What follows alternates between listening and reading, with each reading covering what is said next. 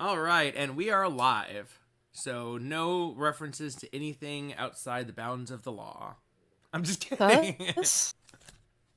As if we're sitting here planning bank heists. I just got fired. Oh yeah, in the world of cameras, like every square meter of the world, that's what I want to do is heist banks. Oh, they'll never know it's me when I have my very, very, very, very unique limp and gait and run out of breath and peel over after like 10 feet trying to get away. Okay, so when we last left our adventurers, you had pretty much... Oh, my book! I got it! I need my book! I got my book. You guys have pretty much depleted Fort Knucklebone. You helped out all of the people that you found. You even made friends with a red cap.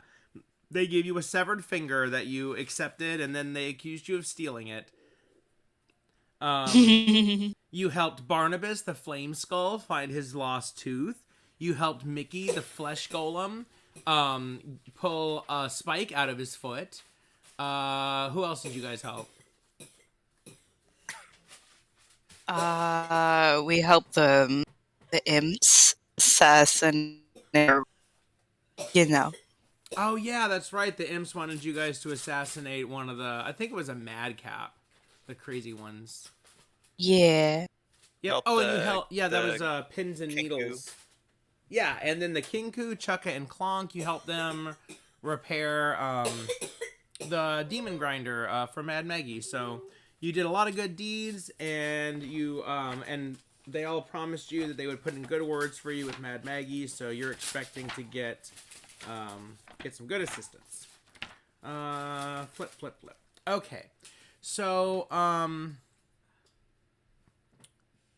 let's see.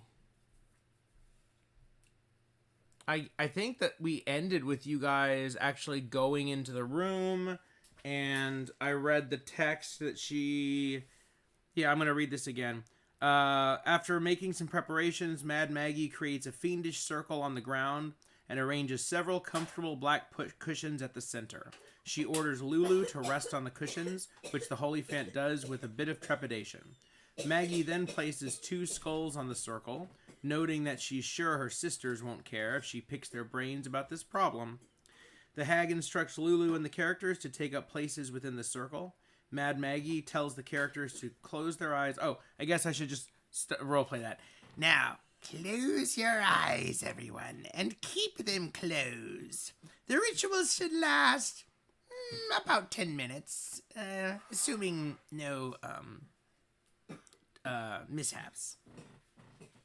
Now, during the ritual, you will all be joined by a telepathic bond. If anyone leaves the circle, the ritual is interrupted, and I will have to start over again. And we must complete the rituals to gain the insight into Lulu's memories.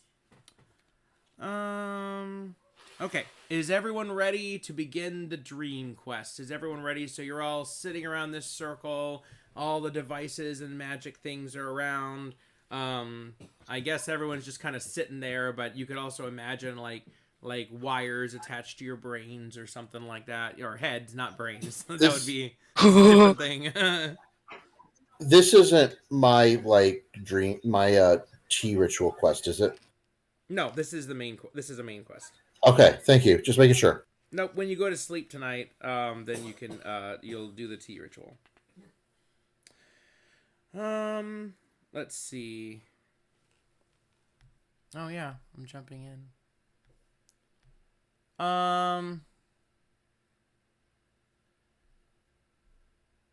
Okay, now that I roleplay that, let me go back a second.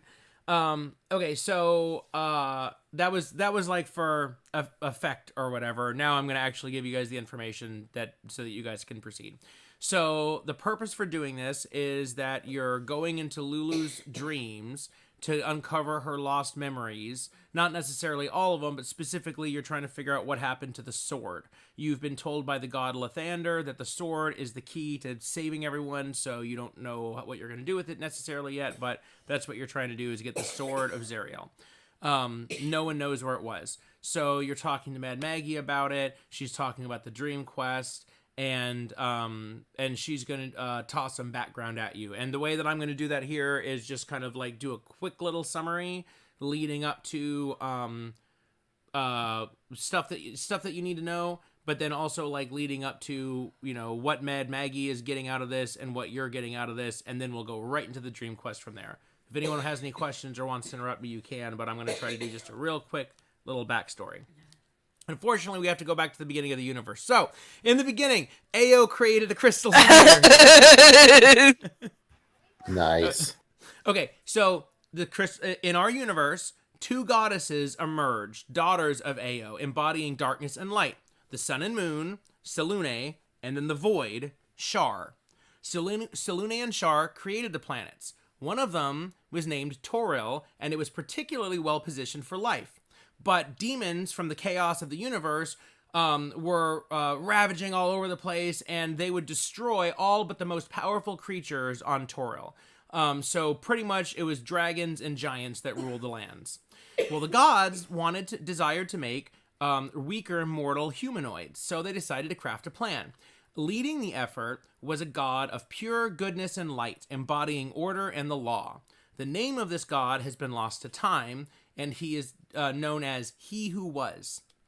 And Mad Maggie is giving you this backstory in the course of your conversation. She is a lore master. This is like her thing. Plus, some of this is like kind of basic religious studies. So like Jake's character, Raxlor the cleric, is like, a lot of this sounds familiar, but some of the details towards the end are definitely new. Okay, so He Who Was created legions of powerful celestials that he called angels. These include solars, planetars, and other beings. These angels battled back the demons fiercely, allowing He Who Was to create humans and the other gods to create the other races that populate Toril. But this god demanded that all humanoids lack free will, having no agency. All of their decisions must be predetermined by the gods, because he didn't want things to devolve into chaos like the demons. But some of the angels became too violent fighting the demons and no longer wanted to act as messengers of He Who Was, instead wanting only to endlessly slaughter demons. Their leader was a powerful angel named Lucifer, and he led a band of angels in rebellion. They were cast down into hell by He Who Was, replacing the former leader, Ahriman. And as punishment, Lucifer was commanded to tempt mortals to evil by rewarding their souls in the paradise of Avernus, which was not part of the 8 hells at that time. Lucifer complained that was unfair, since the gods were predetermining all the fates of mortals. Then it's like, well, you're just going to make everyone good. And God said, no, I promise to cause some humans to be evil. That way you'll have something to do and you can populate your evil place. So he is controlling what humans do. He is predestining. So he is actually literally creating evil, just to be clear. So since choice didn't exist, Lucifer, it was kind of pointless for him to tempt anyone because everyone's good or evil was already being decided. So he got bored and lazy and just kind of like atrophied down there in hell. You know, but doing the work of He Who Was. Mm-hmm. Even if we're already good, even if everyone was already good or evil, it is nice to feel wanted. The temptation can at least fulfill that much, you know. Yeah, he had fun. Oh, thank you. I'm glad you really want me, but I'm sorry, I'm not good for you. Yep. Okay, so that's like the universe background, right? So that's where we are, and this is eons ago. Okay. So at this time, Zariel is an angel. She answered to the much more powerful angel Ashmedai, who rides a golden-winged lion. Now, and Avernus was a paradisical plane, and Elysium and the Seven Heavens both wanted to add it to their realms. So their armies clashed upon its emerald plains. During the event known as the Great Betrayal, Ashmedai, the powerful angel, wrenched Avernus from the grasp of both Mount Celestia and Elysium, claiming it for himself and aligning it with the 8 hells. Thus, Avernus became the 9th hell. A schism of truth remained loyal and became devils, but Zariel was still an angel. Using Avernus as a staging base, Ashmedai, now known as Asmodeus, which means ugly god, waged war against and slayed Lucifer, taking the crown for himself and becoming lord of all hell. So then he starts tempting humans into hell. and realized that, yeah, there's a problem. I can tempt people as hard as I want, but that's not going to do anything because God is predetermining everything. So he traveled to the core of the abyss, broke off a shard, and traveled up to the heavens, and he slayed this god, known as He Who Was, and thus granting free will to all mortals. And for those actions, killing Lucifer and this god, Asmodeus was brought to trial. I'm not going to tell the whole trial story again, but Zariel spoke out violently against Asmodeus and how he should be punished. The end of the trial was that Asmodeus was found to actually kind of be in the right, and he was given full domain over the 9 hells and the ability to create contracts between devils and mortals, which are backed by something called the Pact Primeval, a power which surpasses even the gods themselves. Okay. Now, Zariel's story. So many centuries after that, Zariel is an angel still, right? In fact, it's about 150 years ago. About like less than 200 years ago. So Zariel becomes the patron of this settlement known as Idleglen after she chased off a pack of gnolls at the request of Lathander, who was answering the prayers of the cleric Soldnor Brightstar and rewarding their bravery and piety, probably. Zariel was a powerful angel known as a Solar at that time, and to praise her, the people built a statue to her in their city. Well, that pissed off Yinogu, the demon lord of the gnolls. He was very offended, so he bided his time over a long period building a horde of gnolls and making deals with, or not making deals because demons, and also arranging to have armies of demons to join him, massing a new attack against the settlement, planning to leave the charge personally, and bolstered his gnolls with demons as well.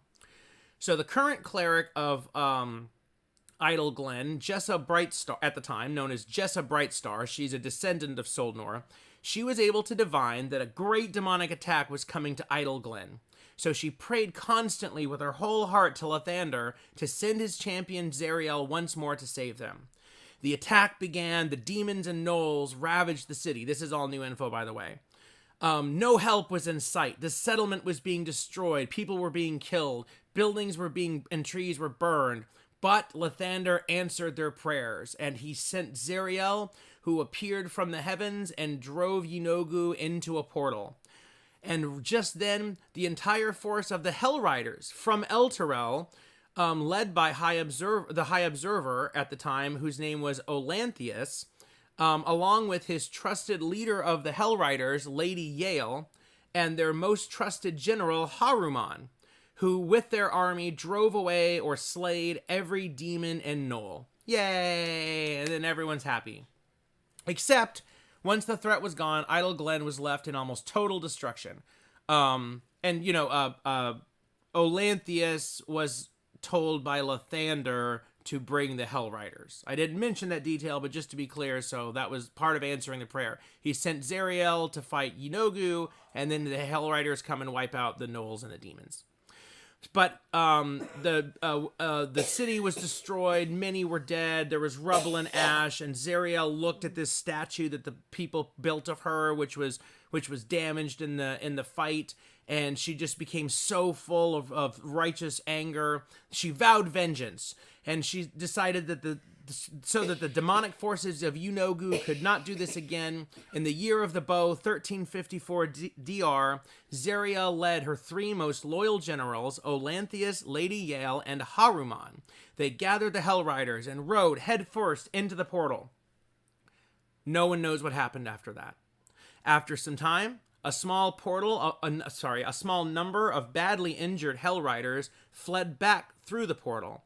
Zariel and her generals were nowhere to be seen, and the riders themselves were too ashamed to tell the details, except that Zariel and her forces were somehow totally defeated. For 150 years, no one knew what really happened.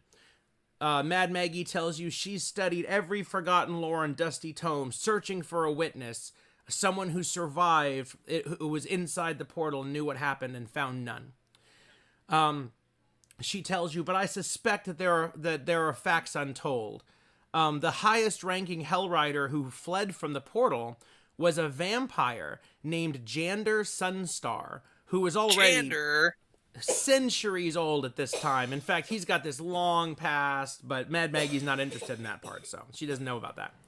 I think he might have like He fought Strahd. I think he faced Strahd himself. Yeah.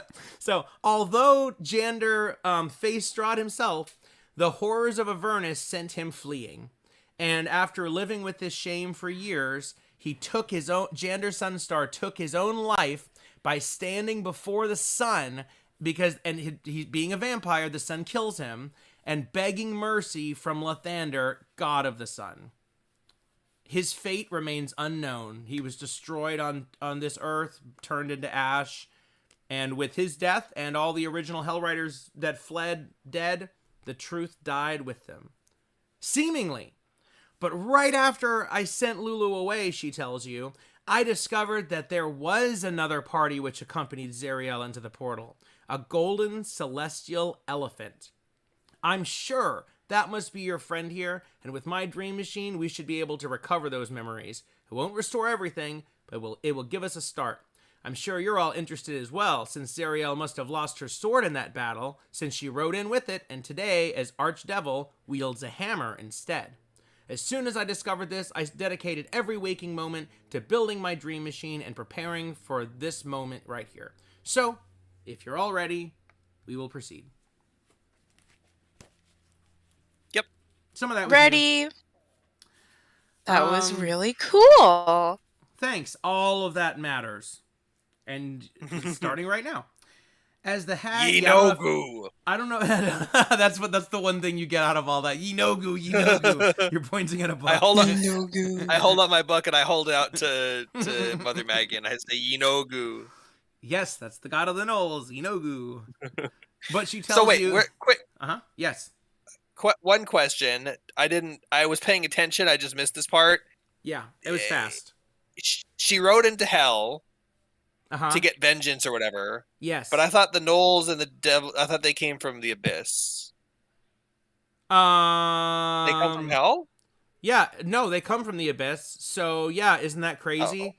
So the portal was in Avernus, went to Avernus. So did Zariel create the portal? Because it seems like Zariel was the one who created the portal that threw Yinogu in, but I don't know.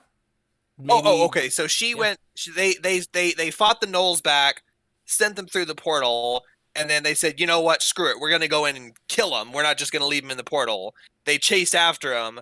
It happened to lead to Avernus for whatever reason. Yes. And so they didn't go trying to invade Avernus. They were going to fight the Knolls, who were demons who were invading this village. Yeah, according to Mad Maggie. You might get according to Mad Maggie. I think we have different info on that, but that's one side. That's one version of it. Mad Maggie's probably a pretty good authority given how much time she's spent to studying all this. But then again, you don't know if she's telling you every single accurate detail. Maybe she's manipulating something. You don't know. The version I remember had something to do with the sun star or something. But maybe that was a different story. Oh no, that was Elturel. This story was Idleglen. I guess, but didn't she have something to do with Elturel? The fall of Elturel? Yes. So or was she already after all that happened, she was killed in Avernus and brought back as a archdevil under Asmodeus somehow. Like we know that happened, but you don't know. Oh, she's the one. She's the one who the guy signed his soul over to. Yes. Okay, so that's how she was created. That was her devil origin story, and then she is the one. So she's not just some arbitrary. I mean, she is, but she's the one that's the story is focused on. Yes. So she's the one who of Idleglen. Okay. She was the savior of Idleglen. Idleglen called for help from Elturel, which is like their patron city, because Idleglen's just like a little settlement. So Zariel has a connection to Elturel. There's a reason she picked that over all other cities to drag into hell. Okay. Yep, I got it. And this is the first time you've heard of Idleglen, but yeah, it matters. So like, what do they call it? Foreshadowing or whatever. Chekhov's gun. Yes. But you're about to immediately get some more information about that. So if you're ready, then the hag will initiate the ritual. Yep. You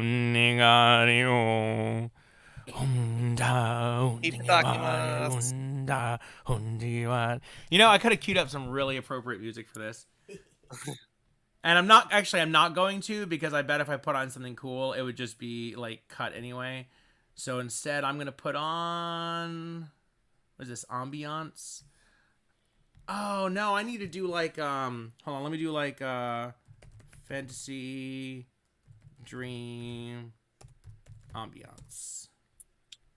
See what this sounds like. I have good videos for this. If you want one, if just ask me. If you send a link, I'll play it. You guys can't hear it, but I'll play it in the stream, so it'll be on the video. Send it in Discord. All right. Okay. Right now I've got something else on. Okay. But send it in Discord, and I'll put it on. Okay. As she begins the ritual, you sense the telepathic bond forming between yourselves, the hag, and Lulu. God, that's kind of weird sounding music, actually. I'm gonna put on your link.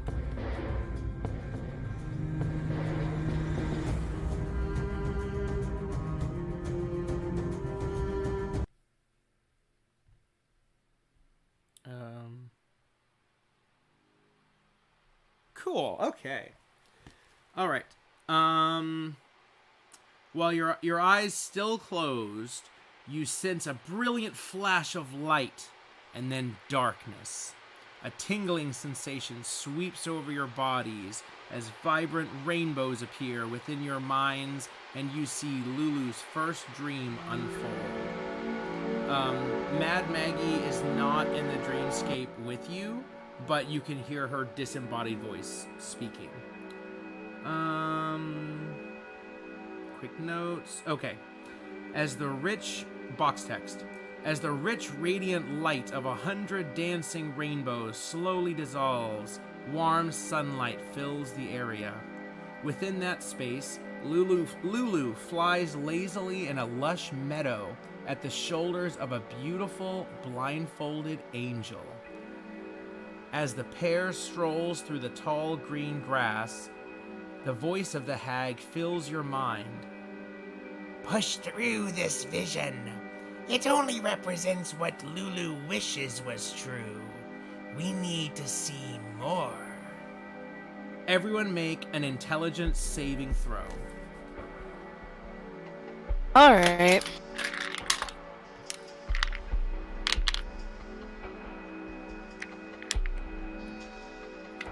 Saving throw? Yes. This is what the angel looks like. I'm sending it. 19, natural 20. Nice. Wow. I rolled it, and then I was like, okay, oh, my modifier is -1. What I roll, and I saw the 2, and I went.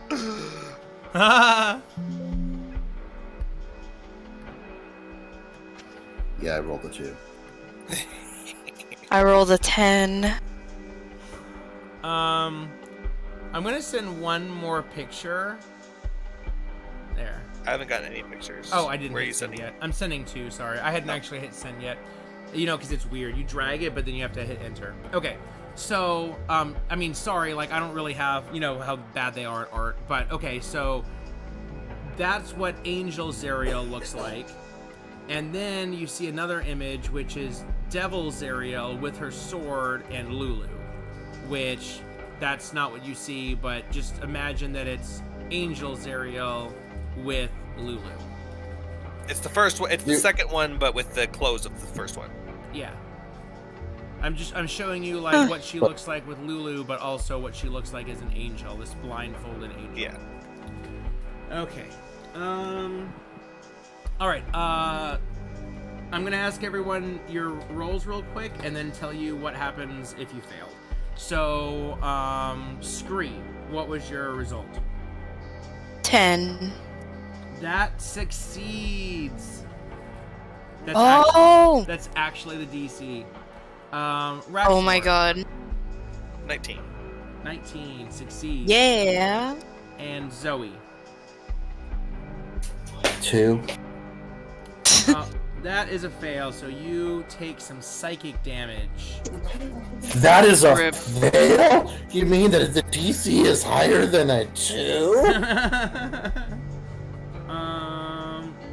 Oh, shit. Wait. Sorry, no. Oh, actually, I did it wrong. I'm -1, or I'm 4, but still. If actually only one person needs to save to keep you from taking damage. I should be a dick and just make you do it anyway, but nah. This time I corrected myself and it was in your favor and I went with it. Last time I chose not to correct myself because it was not in your favor. So I won't always adjudicate that way, but I'm trying to be nice. Oh, this music's too loud. Okay. So you don't take any damage, and you get to proceed.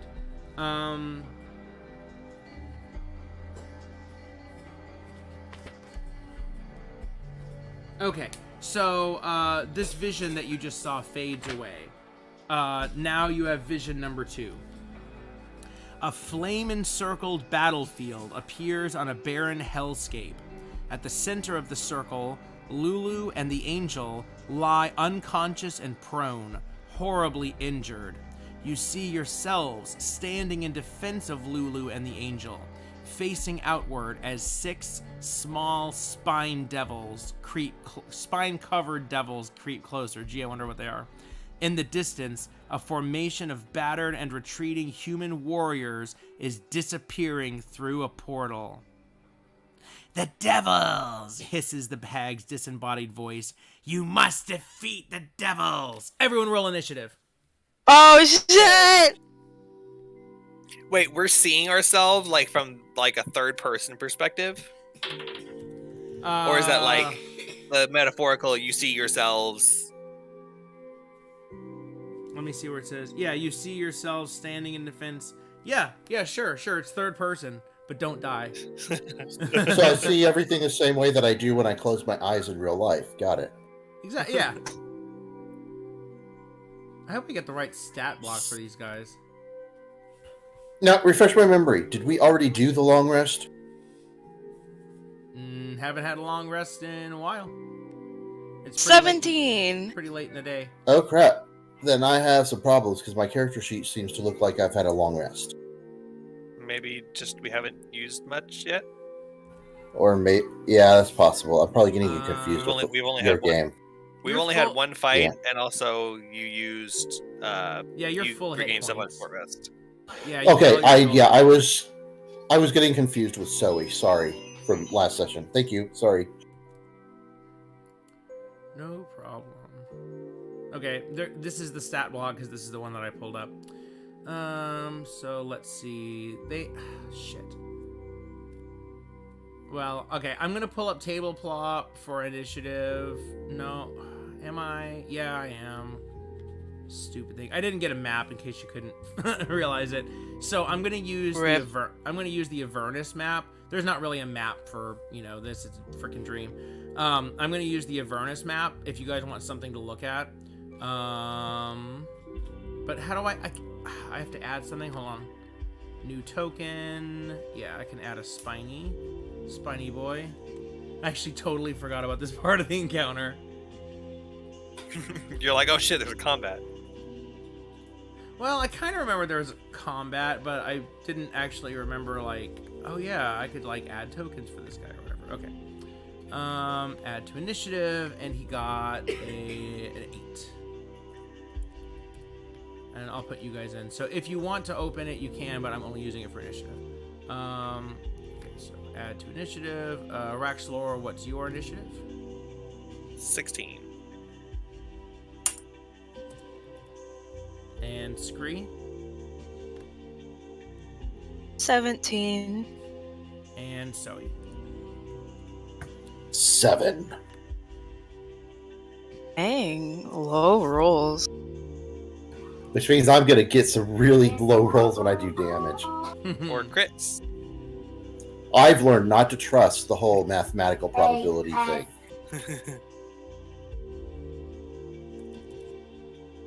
Okay, start initiative tracking, and Scree goes first.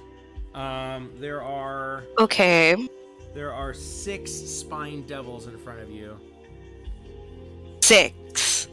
Yep. That is a lot of spine devils. Holy shit. That should be easy for you guys, right? Right. Well, we're in a dream anyways. But Yeah.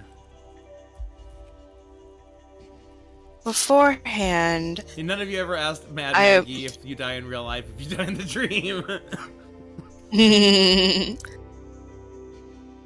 oh, rip. Raxlor pinches himself and goes, "Ouch! What the heck? Oh God!" You take Like he, less than 1 HP. but everything's rounded up, so I take 1 damage. Damn it! Okay, I'm gonna attack one of the spine devils. Whichever one is closest to me. I don't know exactly because doing there's like only a- one spiny boy. Yeah, that's fine. I mean, I'm kind of assuming that you guys are gonna just start damaging him. Like, I'm not doing a map. This is gonna be really quick, trust me. So it'll Yeah. just be like A, B, C, D, E, F. And then you could just say like, I'm gonna assume that it's the, you're trying to kill him, right? So, okay. Yeah. Roll your attack. All right.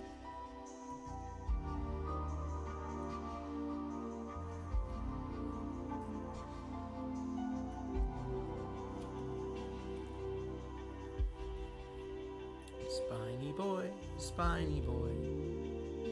He's a devil-y spiny boy. Can he shoot 12 spines a day? Yes, he can. He's a spiny boy. Look out. 14 to hit. I found a new stat block. Let me check this one. Yep, still hits. Oh, oh, Roll- good. Roll damage. I got the good stat block. Yeah.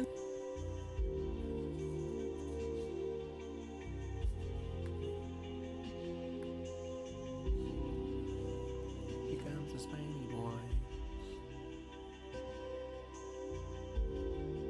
And next will be Raxlor. Is that will be or is? Scree has not rolled damage yet. Just okay. Just making sure. You is next, but is not your turn yet. 14 damage. Nice. All right, and you have another attack. That's... Yeah. All right, make that attack roll. 19. All right, To roll hit. damage. Awesome.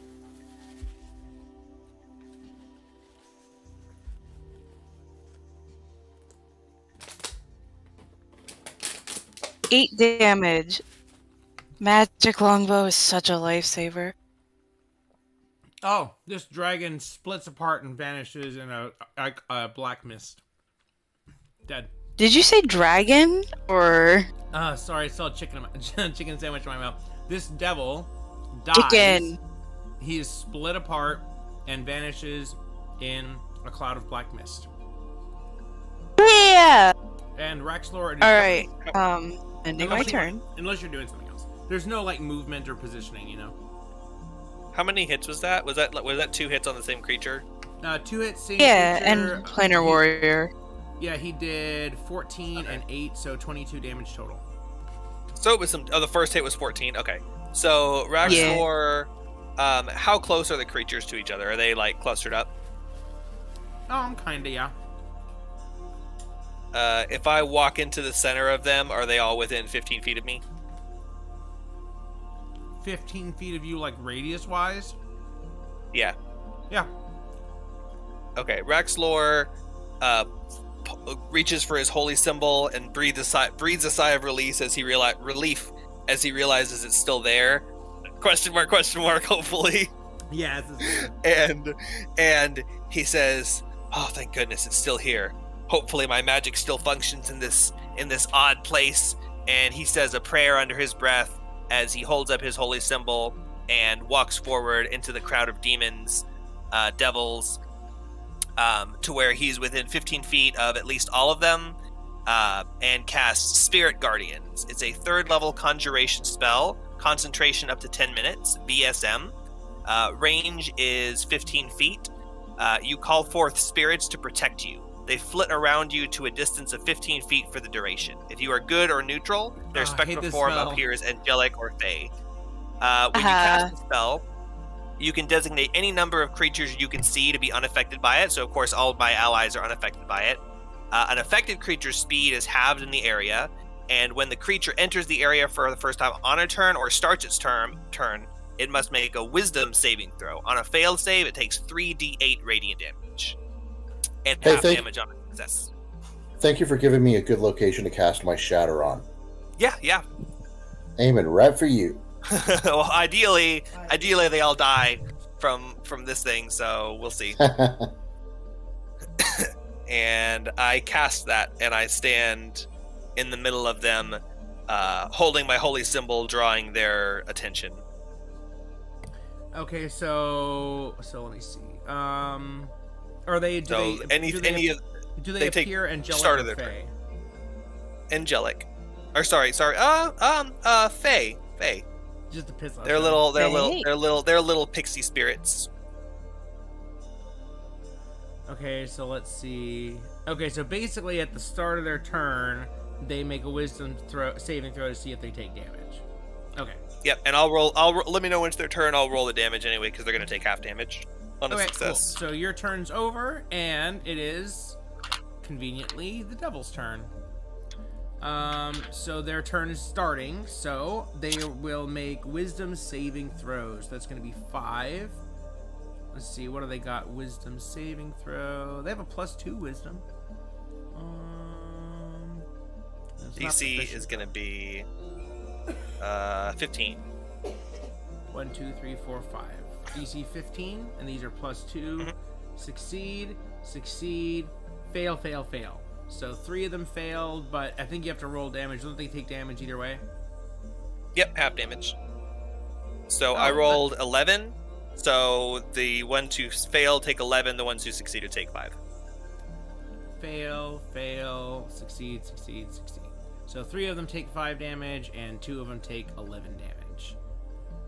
All right, and now they all turn at you, and they're all going to attack you because they're pissed off because you're the only one that's damaged them so far. I hold up my arms like a martyr in preparation. I think they should they're going to shoot their spines at you. Yeah, they can each shoot 2 spines. So that's what they're gonna do. So you're about to just be just blasted with spines. So these like 5, one of those guys like Scarface. Lord, no! So the 5 devils all aim their tail spines right at you. And have you seen Godfather 1 when Sonny Corleone dies? That might be what I was thinking of. I was thinking Scarface. I haven't seen many gangster movies. Well, Scarface also dies in a hail of bullets. So Sonny Corleone, he's like the next in line to be Godfather, but he pisses off this other mafia, so they stop him at a toll booth, and then the toll booth worker ducks down, and then 12 gangsters pop out of nowhere. And he gets out of his car, but before he can take one step, they just all blast him with bullets. And it's this horribly gory, awesome scene. And they made fun of it like The Simpsons and stuff. Okay. And that's that happening. might be what I was thinking of. Well, like I said, they're both good scenes.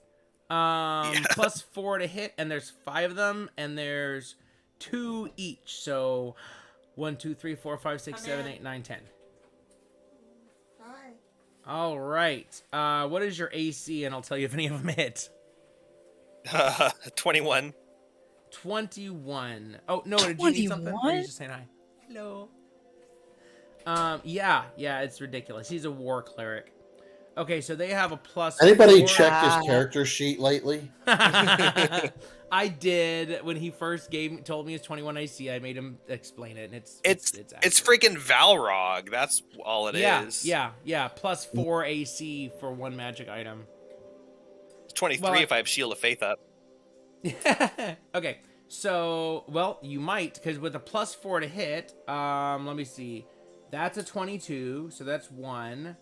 17 miss, 20 miss, 14 miss, 16 miss, 17 miss, 21, that's another hit, miss.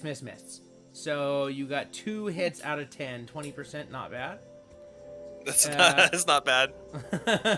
Yeah, 20%. I mean, these guys are kind of low level, though, but... okay, so the damage is 1d4 plus 2 piercing, and then also 1d6 fire. So we're gonna do a I'm resistant to fire, so separate them and tell me the total separately. Oh my god. Okay, so piercing damage. That's right, because of Valrog. That's so strong. Yep. Okay, so for piercing damage, it's gonna be 4 piercing damage. Okay. And then that's gonna be 4 fire damage, which you can have. Cool. And then rolling it again.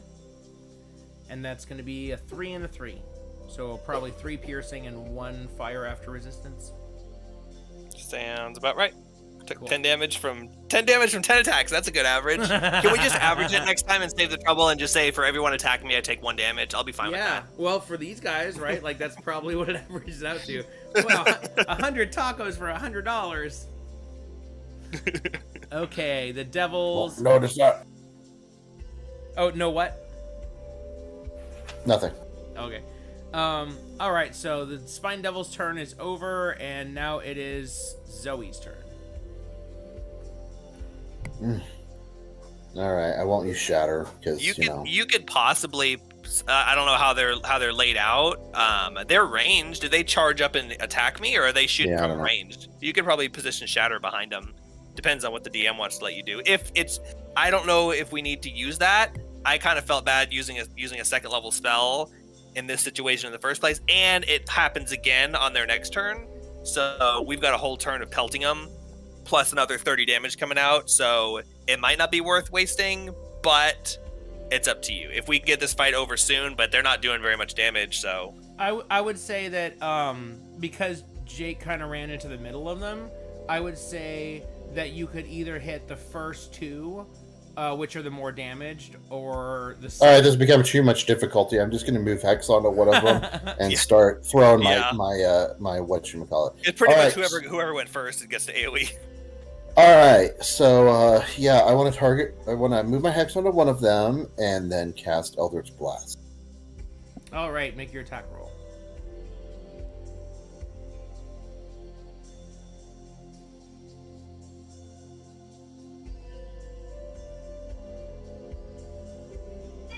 $19 with 13 damage.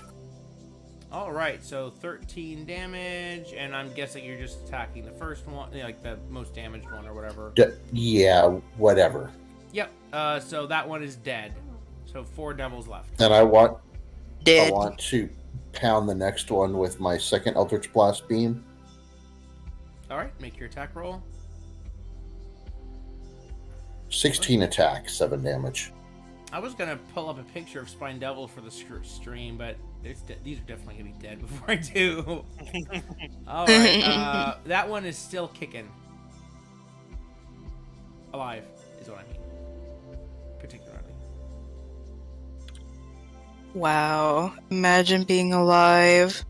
Oh, it's my turn to finish him off. Haha. That's so. Actually, Shora. Ooh. Yeah. Never mind. You get the spotlight, Shora. She'll use the help action, and she'll fire her longbow. Oh, where is her? I'm gonna hype her up. Go, Shora, go! Hey, I have a question. Sure. Since I'm using 3rd level Warlock spells now, should I get a 3rd Eldritch Blast?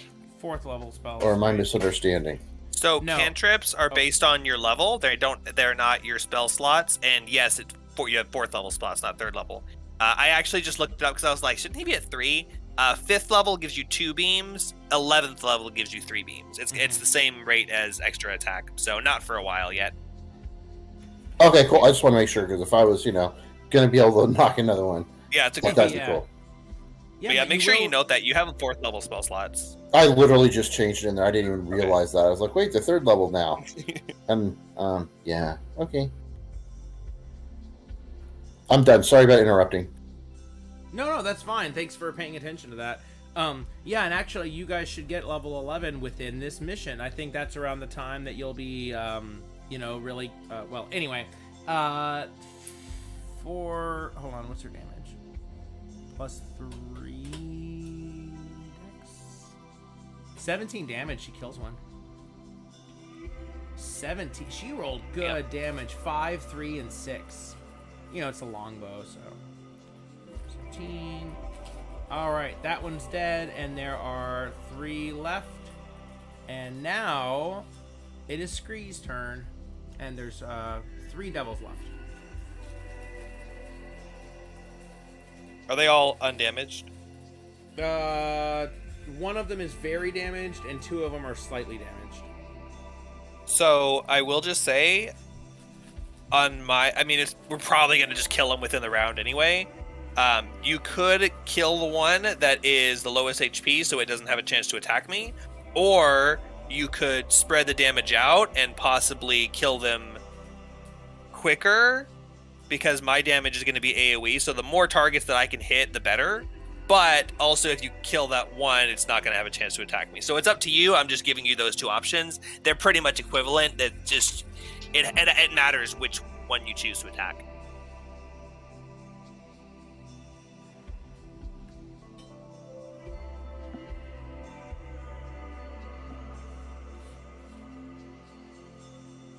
Hello?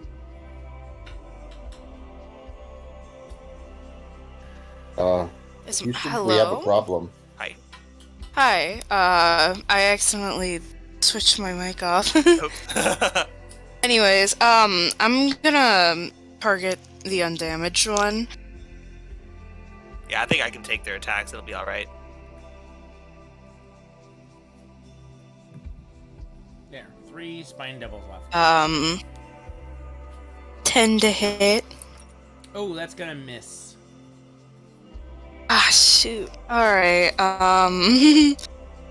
extra attack, let's go. Roll it. And a natural 20, what do you Nice. Ah, there See, you that go. that would have been a waste So- on a low HP one. All right, roll that Get damage full. and double your dice. know? Yeah. And that includes planar warrior. That counts as damage dice. Yep.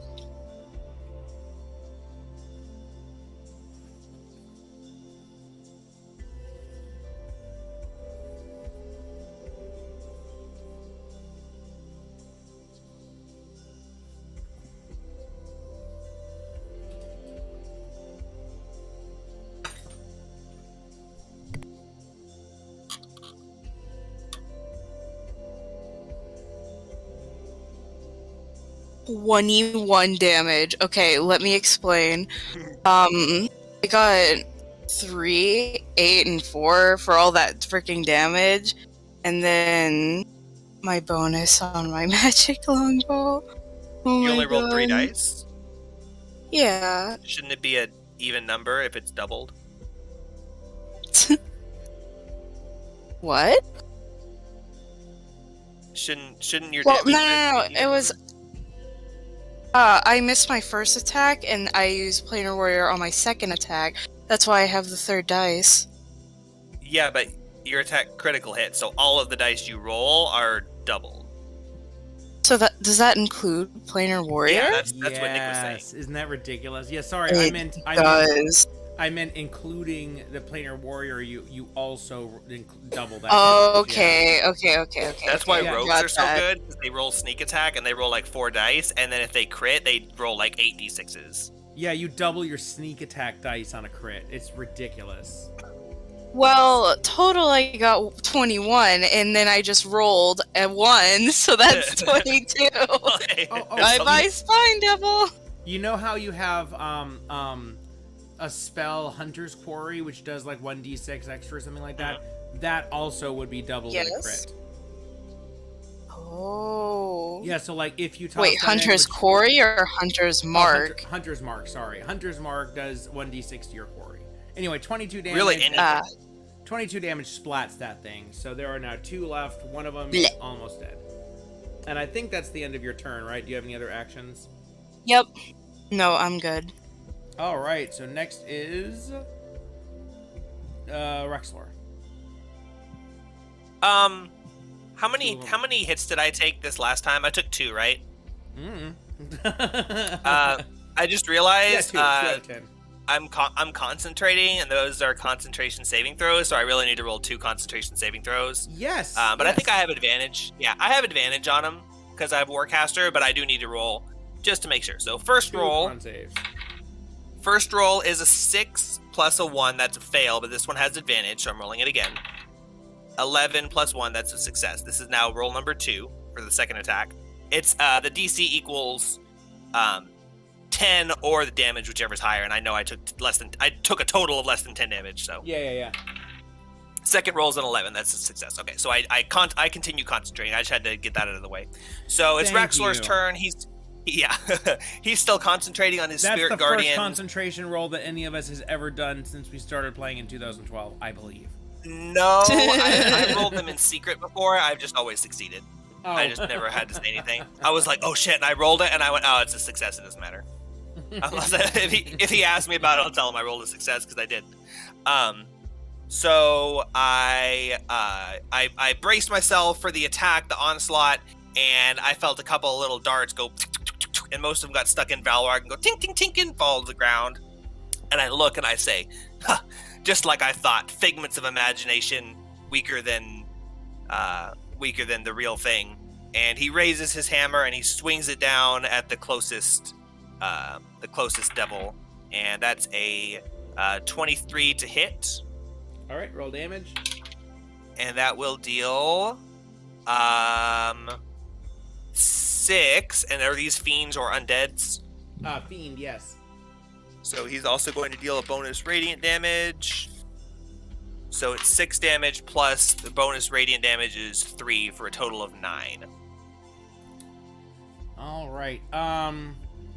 Okay, so you know that the total damage you did was 9, but I'm gonna let you decide without knowing. Do you want to hit the one that's really strong or the one that's damaged already? Whichever one's taking more damage. I'm trying to get him dead so they don't. Okay, then that definitely kills it. I wasn't gonna tell you if it kills the other one though. Yeah. Scree popped one of the big ones and made it so only 2 are attacking me, and now I'd really like to make it so I just have 1 attack to fend off, because I really don't want to lose concentration on that spell. I want to keep it the whole vision. It's 10 minutes, and I keep concentrating on it. So I kill that one, and there's 1 left. I end my turn, and Spirit Guardians will reactivate. So I'm going to roll damage, and you can roll his save, DC 15. All right. Come on, 8. Damage total will be 10. Ooh, I might have saved. Hold on, I have to check where'd the stat block go? You said +2 wisdom. Oh, thanks. 16. Barely. Is it half So 5 damage though? Yeah, 5 damage. Oh, okay. 5? It's still alive. Okay. I mean, it's gonna miss me. So go ahead. Oh yeah. Okay, so Well, instead so of we finish it up. Well, wait. Should he use his? Where's my freaking stat block for him? Hold on. Sorry. There it is. I mean, you're not gonna need it for long. I know, right? No, still the wrong one. Roll a d20 and see if it gets enough to even be close to hitting. Oh, their tail spines have the best to hit, so I'm just gonna have to use tail spines again. Tail spines. That would be the strategy. Miss. Nope. Not even calculating. Zoe, get the credits. Finish them off. 1 left. I move my hex over and I cast Eldritch Blast. Make an attack roll. I got a 24. And 16 damage Six- wipes it yeah. out. Yeah.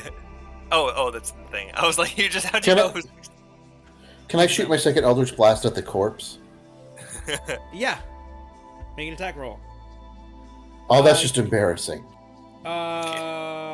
Yeah, and you actually have disadvantage because it's prone, but you missed anyway. So, yeah, so you go, you're like, I'll see you in hell, and you think you're real clever, but then your second Eldritch Blast just hits the rocks like next to it, doesn't even hit it. Not very dramatic. I turn and I start walking up to Zariel and Lulu on the ground. Like, you know when you're in a dream and you're like, wait, I want to do this thing before the dream ends. No! And then you wake up. I start walking over to them to question them. Oh, yeah, it actually says that you're supposed to be defending them from the Spine Devils. Did they make that clear? Yeah. I don't feel like they made that. Oh, okay. Yeah, oh, It they're said like in the laying box there text. almost dead, and you're like saving them from being like coup de grace or whatever. Yeah. Okay. The devils let out dying screams and fall dead when they're reduced to 0 hit points. I like my black mist thing better. Okay, so you walk over to Zariel and Lulu, and what do you say? My holy aura shimmers around me as the Fey spirits flitter and flow around me, and I walk up and I hold out a hand to offer to Zariel, and I say, "Come, goddess, let us rule this plane together." She looks at you and she opens her mouth to speak, but when she opens her mouth, a thick black smoke pours out, and her mouth just keeps opening wider and wider, and her Oh no! Oh god! disappear, and everything, the entire landscape fades to black. And you notice all around you is thick black smoke that smells of death and decay, and it's just encompassing everything. The smaller I can't decide whether to play Fade Black or Smoke on the Water. Yeah. I was So thinking what's- paint it black. Yeah. Oh yeah, paint it black. Yeah, that's what I was picturing in my head. The small devils. Wait. It says the small devils that survived the previous dream kneel before Nope. you. They didn't survive though. They have They have a different person writing each paragraph. Anyway, the devils are kneeling before you and offer to Just serve like the Bible. you. Just like what? The Bible. It's true. Ironically enough, half of them were all at the Council of Nicaea. Okay, so they kneel before you and offer to serve you if you spare their lives, and they wait for your response. I look around to see if any of the party is going to react, and if they don't, then I start to act. All right. And You with can no go one ahead. reacting, what? Yeah, I don't. You can go ahead. I walk up to them and I hold up my hammer as if I'm going to knight them, and I bring it down and crush the skull of the first one. Whoa. As soon as you contact it, the devils poof into smoke and fade away into nothingness. We're in Lulu's dream, guys. We can't make her think that we're in league with the devils. Yeah. I don't know. It's weird. Unclear. Fourth dream is beginning. You wander a vast, barren landscape of utter devastation. Black sludge rises rapidly out of the ground. Oh, you know what? I'm sorry for pausing box text, but I need to double check my reference and see if I've got anything that I'm missing or anything for this section. We're in the So- swamp of oblivion. The fifth dream is bullshit, and I'm not reading it. I actually have an entire separate dream that you're getting instead, because the fifth dream Cool. in the book, I'll read you the fifth dream just so you can see how stupid it is. But Chewy Black. that's not what you really see. It's just nothing. It's just nothing. They just totally unroom. Okay, so Dream Quest. There it is. Okay. Let's see. oh yeah, see, like the guide says, oh, that's kind of stupid that that all of them have to fail. You should just deal damage to anyone who fails the saving throw. Okay, so let me read this one just to make sure I can make it harder.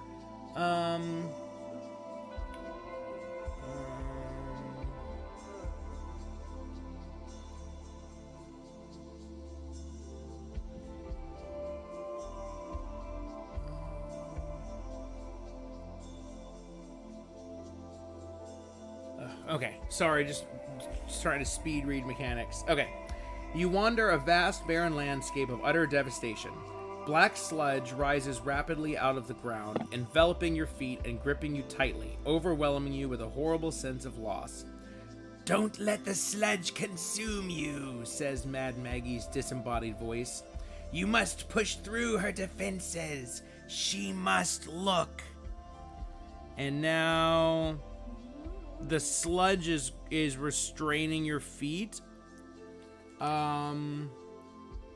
Everyone make a wisdom saving throw to try to shake off the despair that's gripping you. Oh, I don't think that's gonna work with me.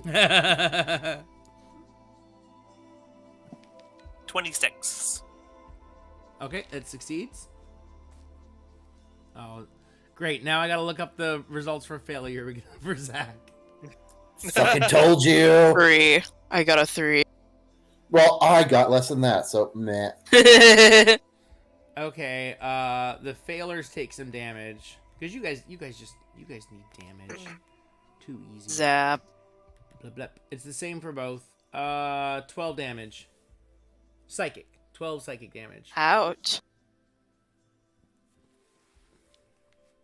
I say, amateurs.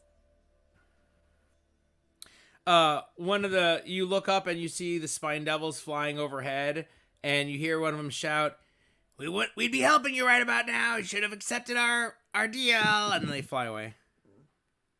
Good job, Raxlor. Thanks. Yeah, they give you advantage on trying to climb out or something like that. Hey, no one else acted.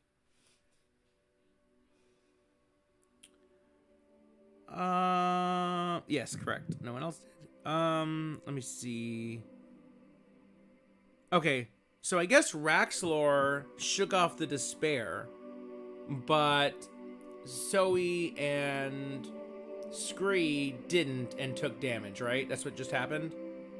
Mm-hmm. Yeah. Okay, so the sludge grips your feet as the despair grips you as well, metaphorically as well as physically. Make My clockers! Make another saving throw to get free from the sludge. You can choose strength athletics or boy. dexterity acrobatics. Oh, that's kind of cute. So they give you a mental save first for the mental people, but then it's physically restraining you so the physical classes can have a chance too.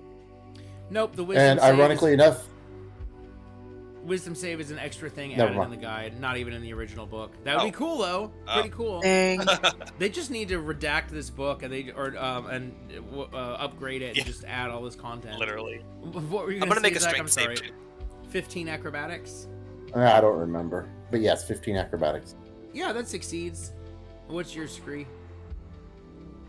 Hopefully you also roll 21. 21 acrobatics. Okay, so you guys, as the sludge creeps up your legs, you're able to, and farther up your body, you are able to pull away from it and break free from the sludge.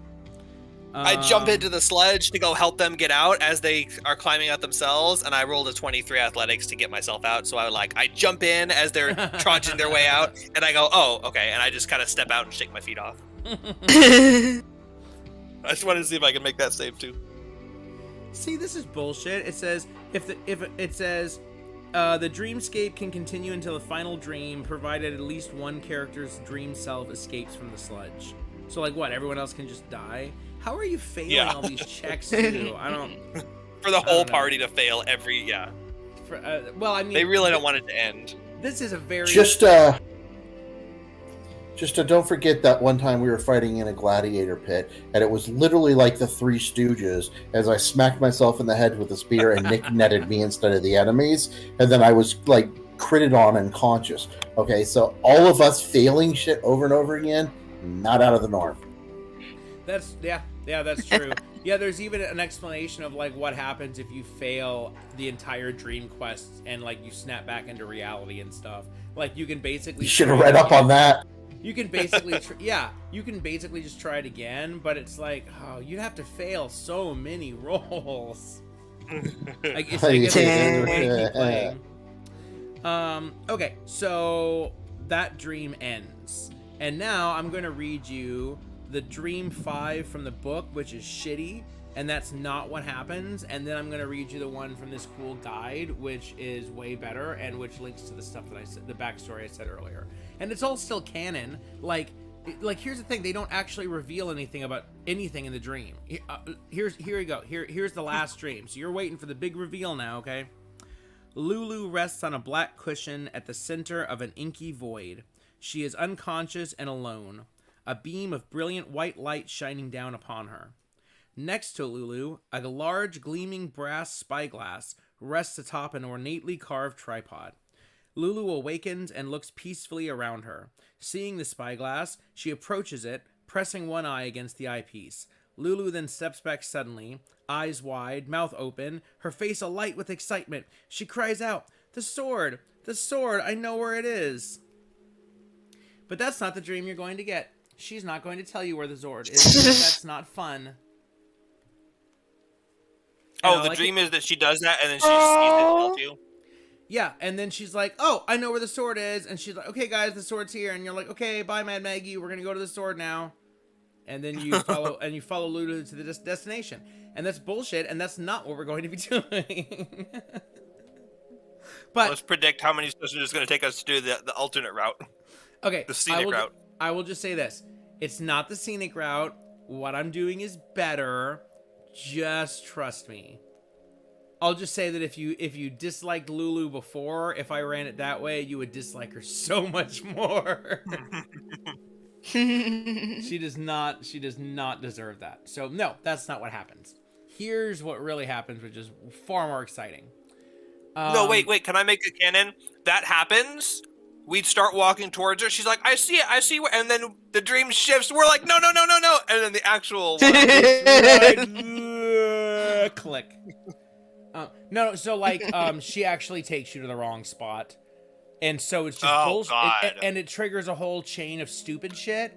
And so this right here is where the remix begins. So basically, it's reordering some things slightly. So you're still really playing out of the book, but like motivations and keys and locks are like slightly different because it's way too linear and stupid. So you're gonna go to this place, and then it's like, haha, yet another false. And it's like, no, just you want to feel like we've had several of those. Yeah, it's annoying, and it's just fetch quest after fetch quest. The way I'm doing it, it's gonna be better. Even though you guys are gonna be like, I wish Lulu just told us. Okay, here's what you really see. A terrible scene fills your vision. The angel you saw earlier is surrounded by a throng of fiends, flanked only by 2 bloodied human knights wearing the insignia of high-ranking generals. For a moment, it seems that they will be able to hold against the devils surrounding them. But then a mighty pit fiend emerges, wearing a devilish grin and a cruel blade.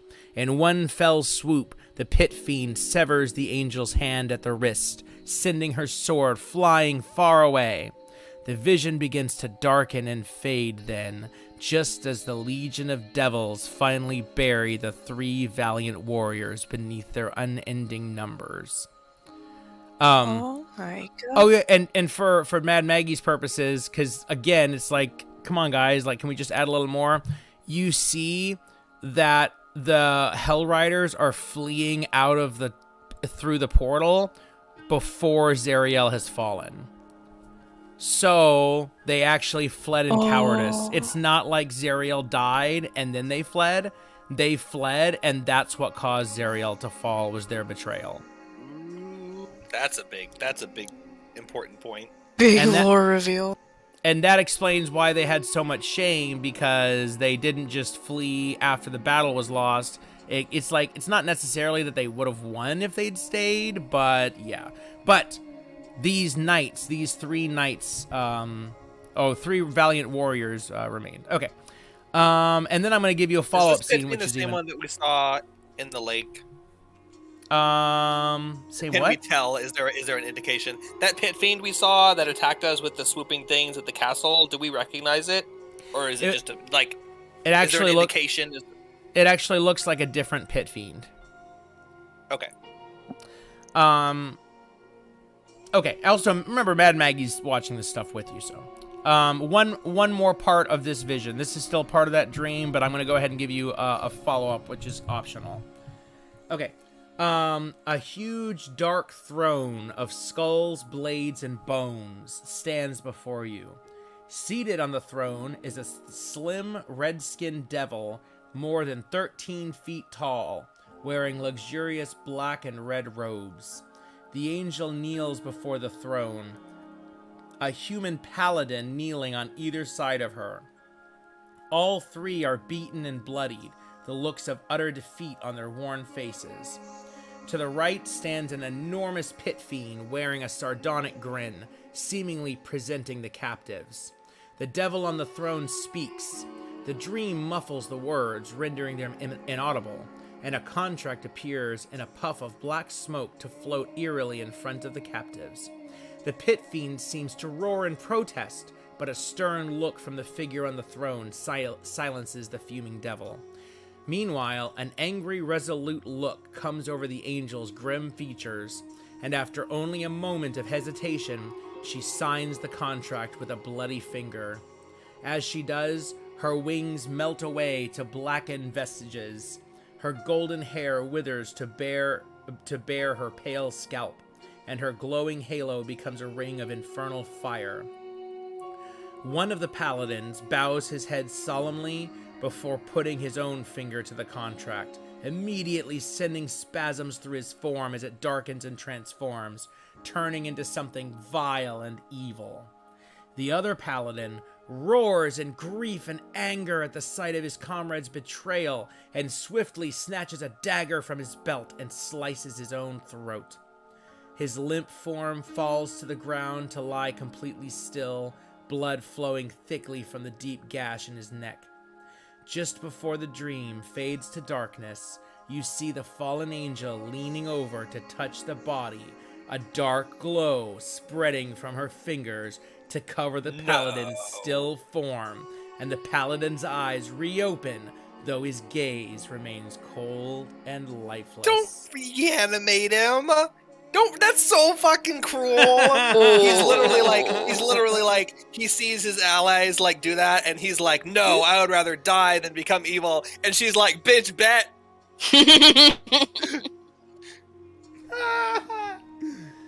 And as the darkness fades, you're back in the room, sitting there with Mad Maggie and Lulu. And Mad Maggie just has the biggest smile on her face.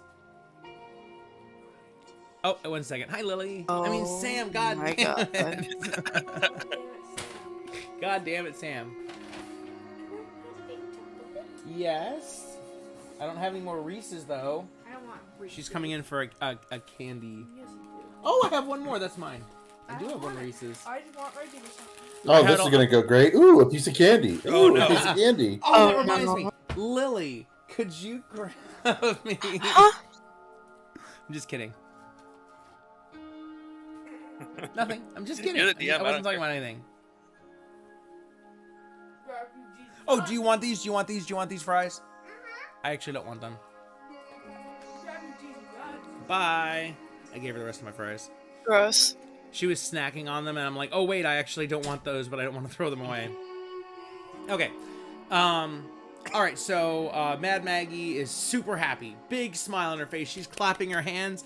Oh, I knew it. Oh, what a deliciously dark betrayal. Oh, this is great. Oh, I'm the only one that knows this. Oh, I must add this to my lore book. Oh, this is so... And she's, like, getting papers and pens and stuff, so she's totally, like, moving on to the next thing, but you guys could... she's still there. You guys can still talk to her if you want. She just got really distracted.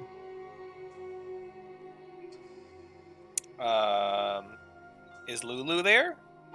Yes. And Lulu's What like, is Lulu doing? she says, "Wow, What's the gnome I doing? don't. That's crazy. I don't remember anything other than what we just all experienced together. But wow, yeah, I guess That's I was crazy, right, bro. I guess I was right there with her. Yeah. I want to ask Lulu, but I want to ask you first just to make sure I didn't miss something. Was Mhm. there a description of Lulu anywhere in that last scene?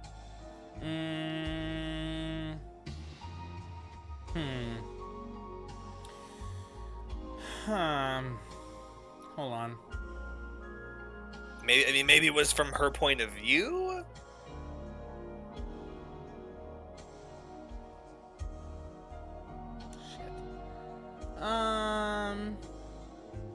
Okay.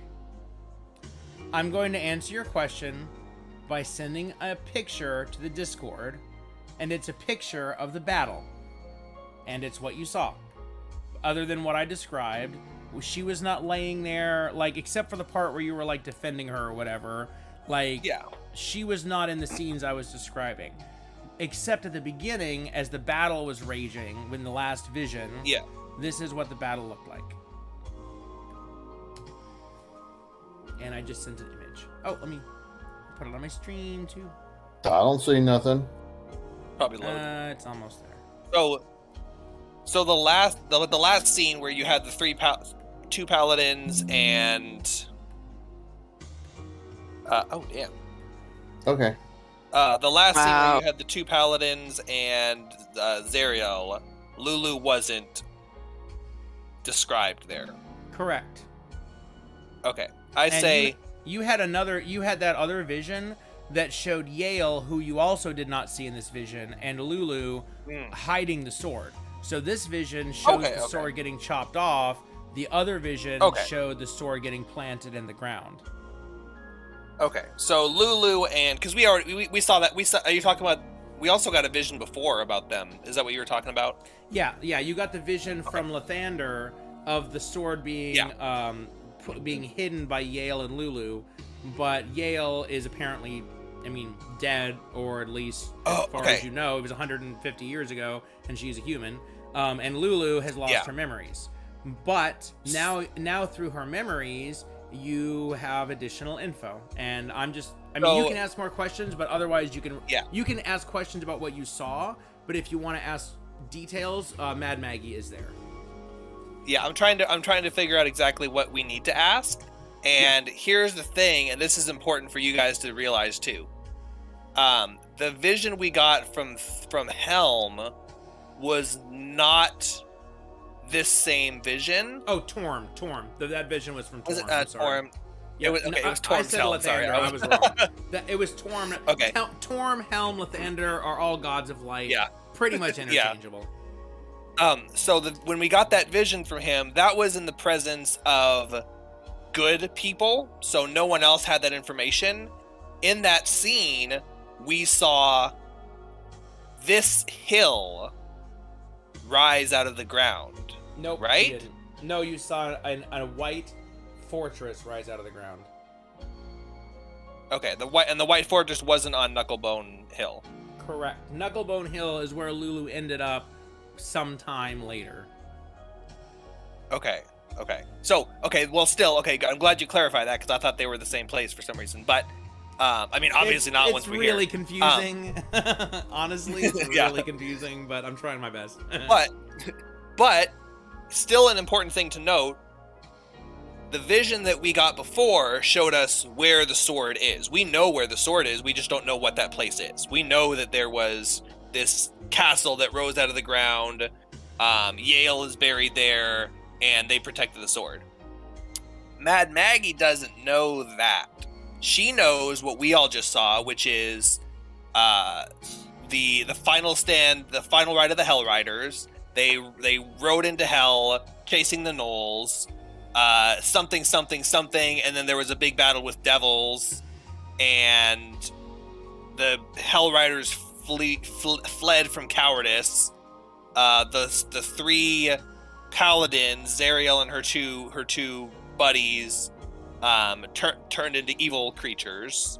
Yale and Lulu we're not there. We know where Yale and Lulu went. Mad Maggie doesn't.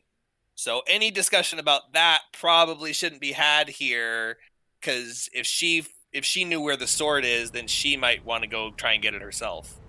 That's our quest, right? To get the guy to the castle sent us to get the sword. Yeah, ultimately get the sword. So that's your yeah. MacGuffin. So Mad Maggie might be able to help us get it, but I don't feel comfortable telling her like the whole thing. Like, oh yeah, we know what happened to Lulu, but so I'm not gonna say anything about Lulu not being there. I was gonna say like, oh Lulu, it must have been horrible. You weren't there to protect your master or whatever. But I'm not gonna say that. We can talk about that later in private. So, Mike, then that's the short and sweet of it. What I understand, what our goals are. What do we need to? What can we ask? What do we? I don't think we gained any additional information on. We know how the sword got where it is, but we don't have any additional information on where or why. I guess Maggie might be able to help, so we might have to give her a little bit of information. But how do we do that in a way that doesn't reveal our whole hand?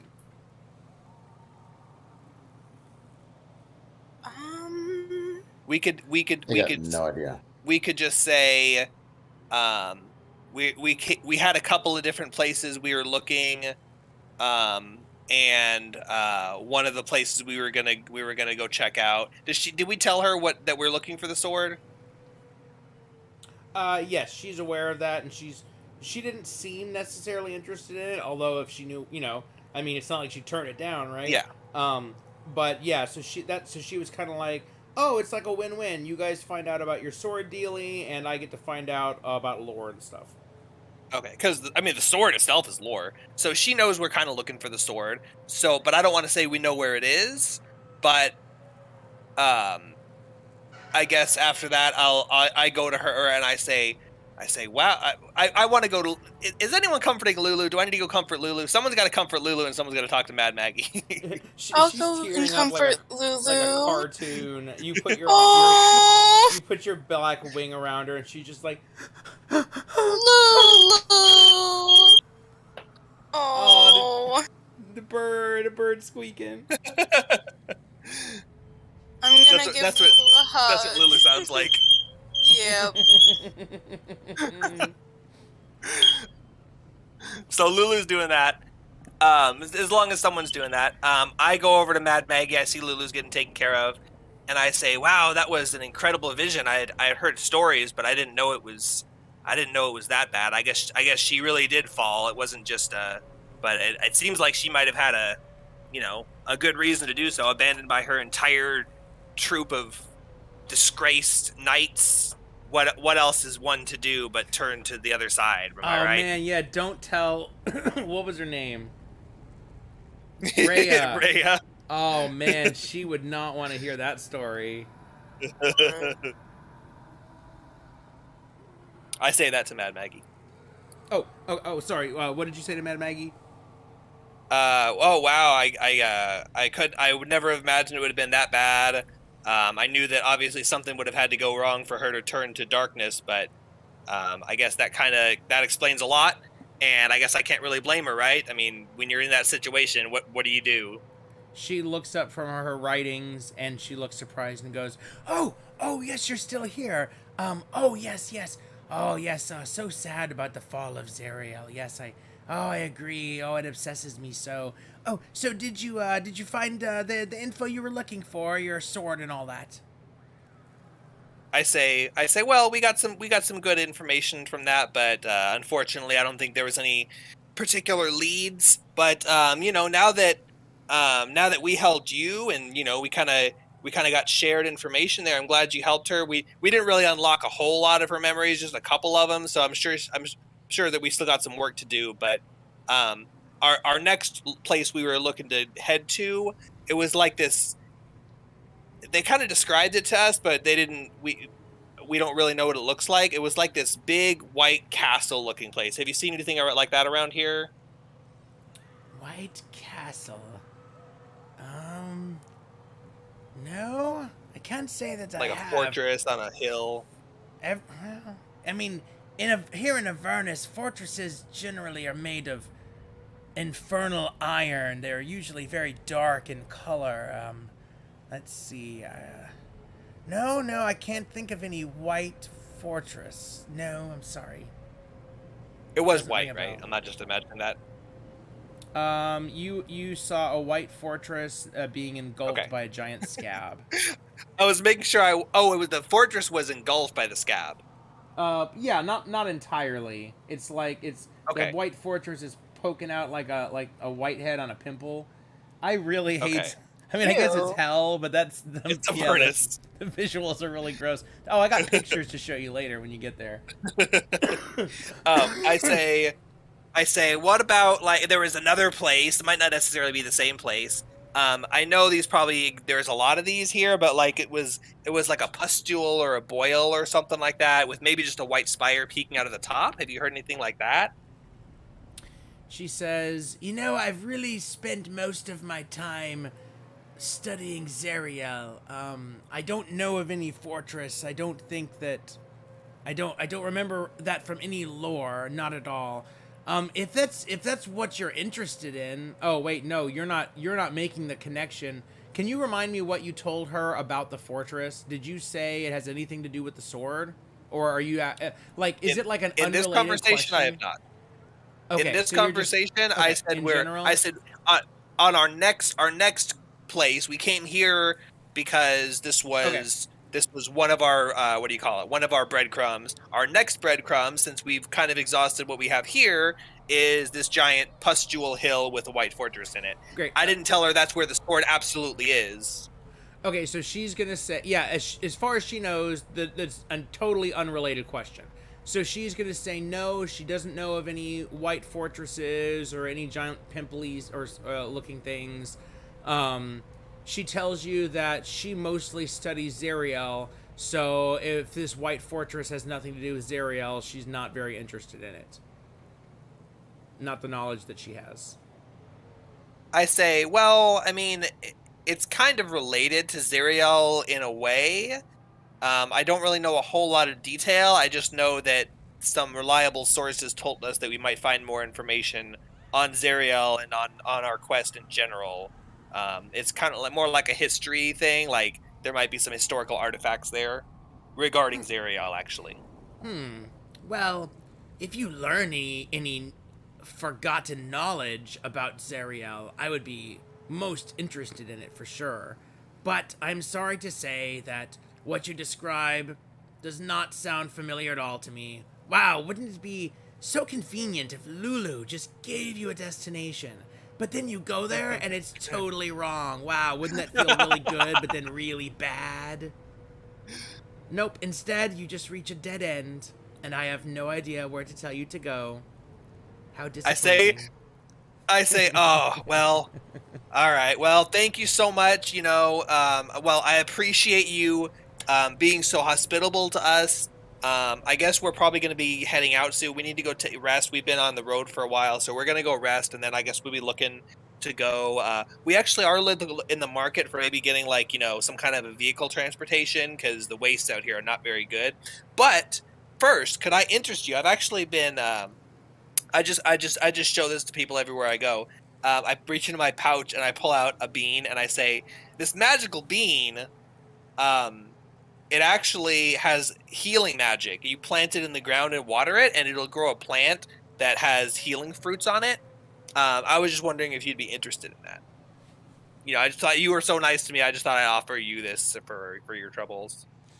One sec. I'm looking up Hag's intelligence modifier. I'm not lying. It grows a No, giant it's not insight check. It does technically. I'm not. Yeah. She's trying to see if she knows what that is already. Okay, so no knowledge skills, but they do have a +3. Let's just see what she rolls. 10 +3. So she looks at it and she can't recognize what it is, and she goes, Oh, well, certainly. Thank you very much. That's most kind of you. And she takes the bean from you. I pull my hand away and I said, well, I mean, I'm offering it to you, but kind of more like a bargain. Do you happen to know anywhere? It wasn't just two unrelated statements. Do you happen to know where we might get some sort of vehicle transportation? We saw a couple of options around here, but no one really gave us any leads. Where could someone around here go if they're looking to get on the road? She says, "Oh, yes, certainly. Of course, you require transportation before you leave. Yes, follow me. Let's head over to the garage. I have something to show you. Oh, wait, before we go, I want to mention this before I forget about it. If you're interested in more locations of what happened with Zariel, why don't you try asking one of the people that were there you saw in your dreams who else was there. Obviously, you can't really ask Zariel, and Lulu doesn't know, but there were several other figures I remember in the dream. Maybe one of them could help you." I say, "What you talking about, Maggie?" Well, there were the two Wow. knights, the paladins that were defending her. The two that were, I believe, one was turned into a Nazragon, and the other one became a Death Knight, I believe. Yes, very delicious. Ask one of them. Yes, certainly that the Death Knight, the one that killed himself and was brought back. Oh, I recognized him easily. That was Olanthius, the High Observer of Elturel, who rode to the savior of Idleglen so long ago. Fitting that he died by Zariel's side. And the other one, why, definitely, that was Haruman, the great general, the one who signed the contract along with him. Both of them being alive as undead creatures of darkness. Maybe they can tell you what you're looking for. Huh, if you can convince them. That was me and Mad Maggie laughing. I say, oh yeah, that is a good point. I mean, I don't know how much the Death Knight dude would be helpful. I feel like he might not be all there, but where is you recognize them? They live here in Avernus? She says, "Oh, they remain Zariel's most her powerful lieutenant, so certainly they must be here somewhere in Avernus." And I'm going to go ahead and assume that you asked her who the pit fiend was instead of just me. And she's going to say, well, when I didn't recognize it, I would mention something. Oh, that's a pit fiend. I saw one of them earlier. Is it the same one? Yeah, and she's going to say, "Oh no, you don't recognize Bel, the former archdevil of Avernus, the one who was demoted in place of Zariel? Yes, today he works as her second in command, but I hear rumors that he's very much open to betraying her. Maybe you could get him to help you on your quest." 1, 2, 3. Olanthius, Haruman, Bel. Find one of them, find the sword. And she has no idea where any of them are. So, Olanthius is the Death Knight. He was the High Priest of Elturel before the guy, before the current one who screwed us over and sold the city into hell, right? Yes, and he's famously good, and legends are told about him. And he actually rode into hell on other occasions. He fought other demons and things. And he didn't. Go ahead.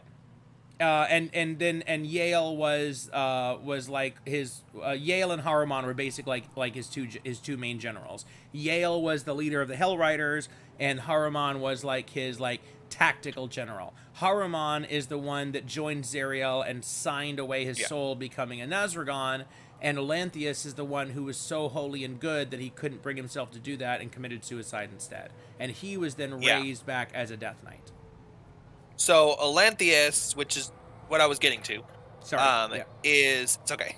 I'm trying to recap from because you already gave us all the lore. I'm trying to recap from my point of view so that I can understand and we can get. Yeah, because you have to decide. Yeah, because you guys are deciding what to do. Yeah. So Olanthius is the goodest of all of them, but he was raised against his will, so he might not be completely free-willed. I mean, he technically will be, I think. Like, undead keep some of their sanity, but he's, he was raised by a person. Anyway, Haruman might be less open to betrayal if we can convince him, because he's pretty loyal to her, but he's also probably the most likely to have useful information. I don't really want to go. I don't really want to go side with a pit fiend. Not just a pit fiend. Bell. We're talking about Bell. He was the king of Avernus for many centuries. Yeah. Before it basically went like Tiamat, Bell, Zariel. So he displaced Tiamat. Incredibly. Other than, in fact, not only that, but Bell is, and she tells you some of this. Bell is the forger of the fiendish weapons of the other archdevils. He is the armorer. She doesn't know where he lives.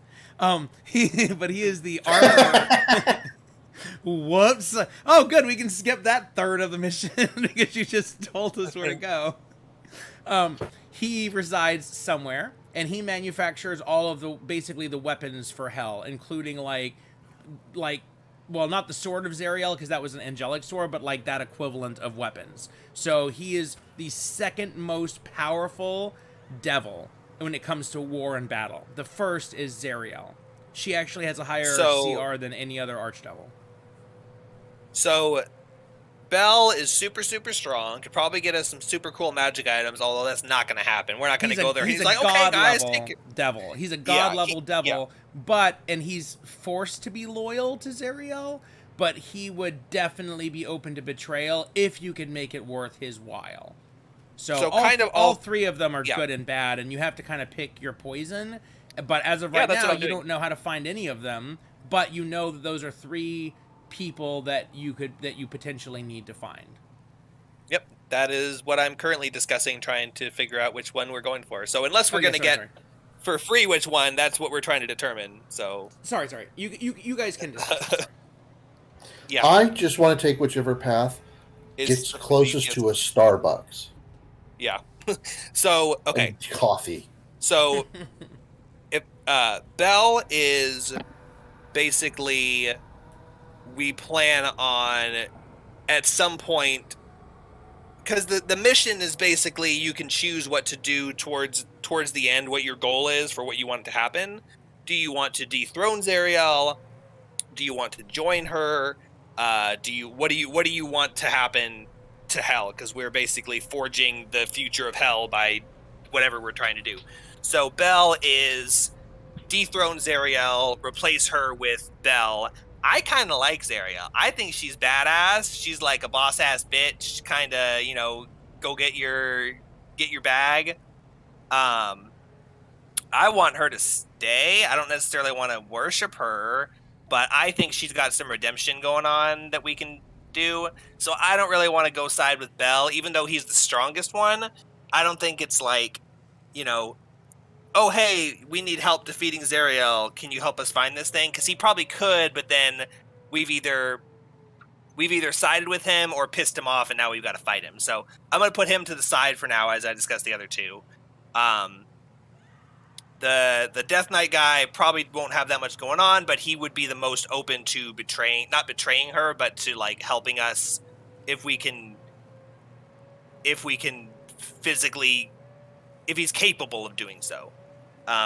The other guy is the most loyal to her, and he would be the one if we wanted to like join her. So what my position is, I don't necessarily want to join her, but I don't want to dethrone her. So based on those three and my examination of that, I would say let's go find the Death Knight. But what is your guys' interpretation on? That's what I was going to say. So the Death Knight will be the easiest to get some information out of if there is information to get. And if they don't know good information for us, they might know where we can get it. Yeah, and we've got other options. We can always go. We haven't betrayed anyone yet. We haven't joined a side if we go to the Death Knight. If we're like, hey, we saw what happened to you. That wasn't cool. Will you help us find this thing? I don't think that's picking a side. If we go to the other guy, we're probably going to have to side with Zariel. If we go to Bell, we're probably going to have to side against Zariel. So, what do you think, Willow?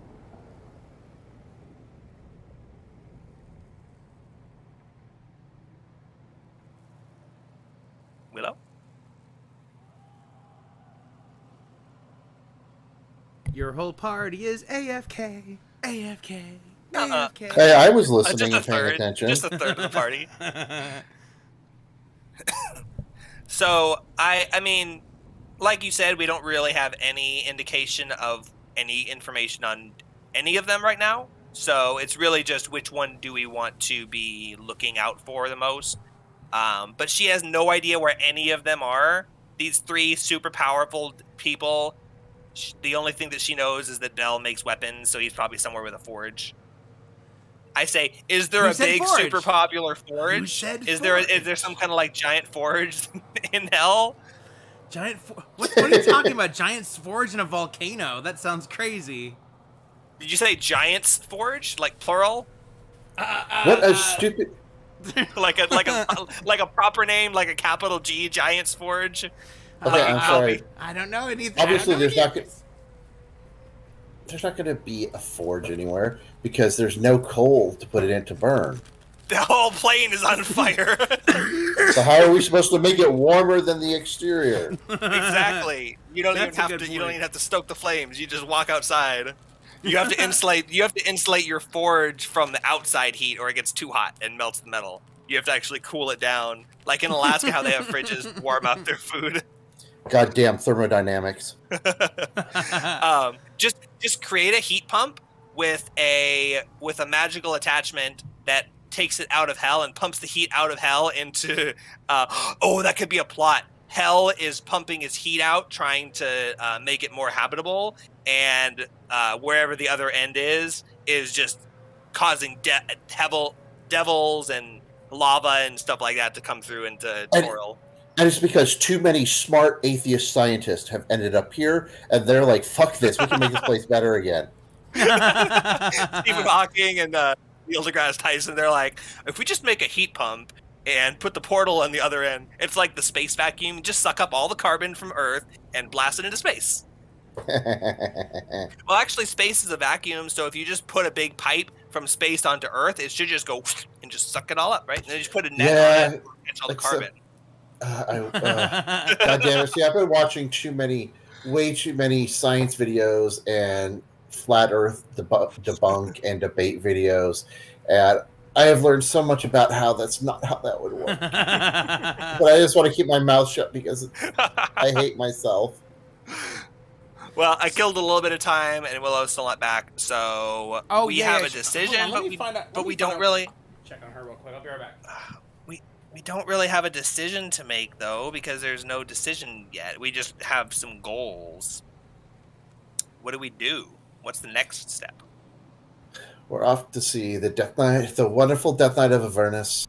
Yeah, but where? So, I guess Deathy?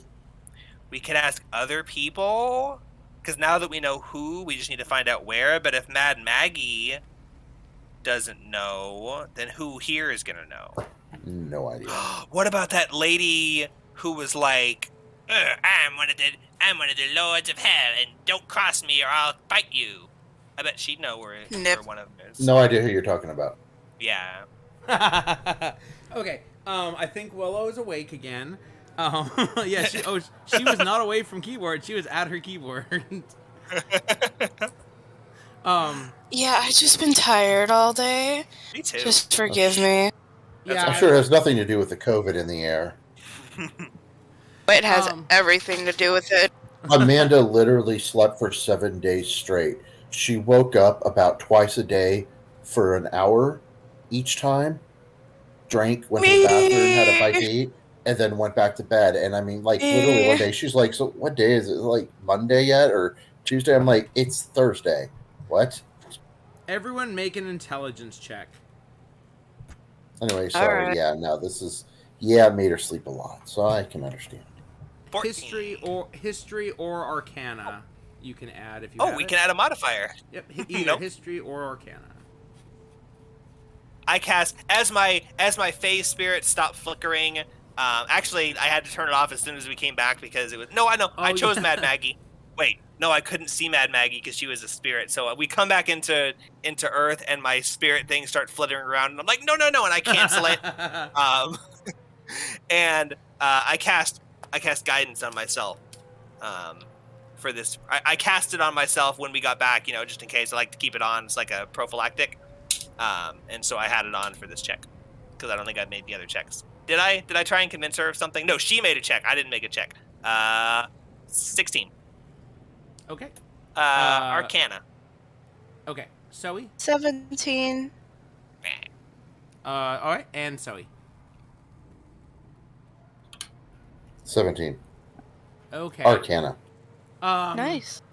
So you guys can't think of anyone, but you're definitely sure that there's powerful creatures here, powerful beings, not necessarily just devils. But you just can't quite think of who that might be. Is it the bartender lady? No. No. It's no. It's a legit. I mean, you could ask her some stuff. You could see what she knows. She's kind of more of like a general help. She's not just gonna lead you to a major thing, but she's like an extra person to ask about stuff. No. It's just it's something an intelligence check would get you. Or if you're very familiar with Forgotten Realms lore, then you might be able to. Hey, if someone actually thinks on their own of a particular individual, that you could look for in a Gender. rise. No. Well, I mean, I don't know. Maybe you don't know his fate.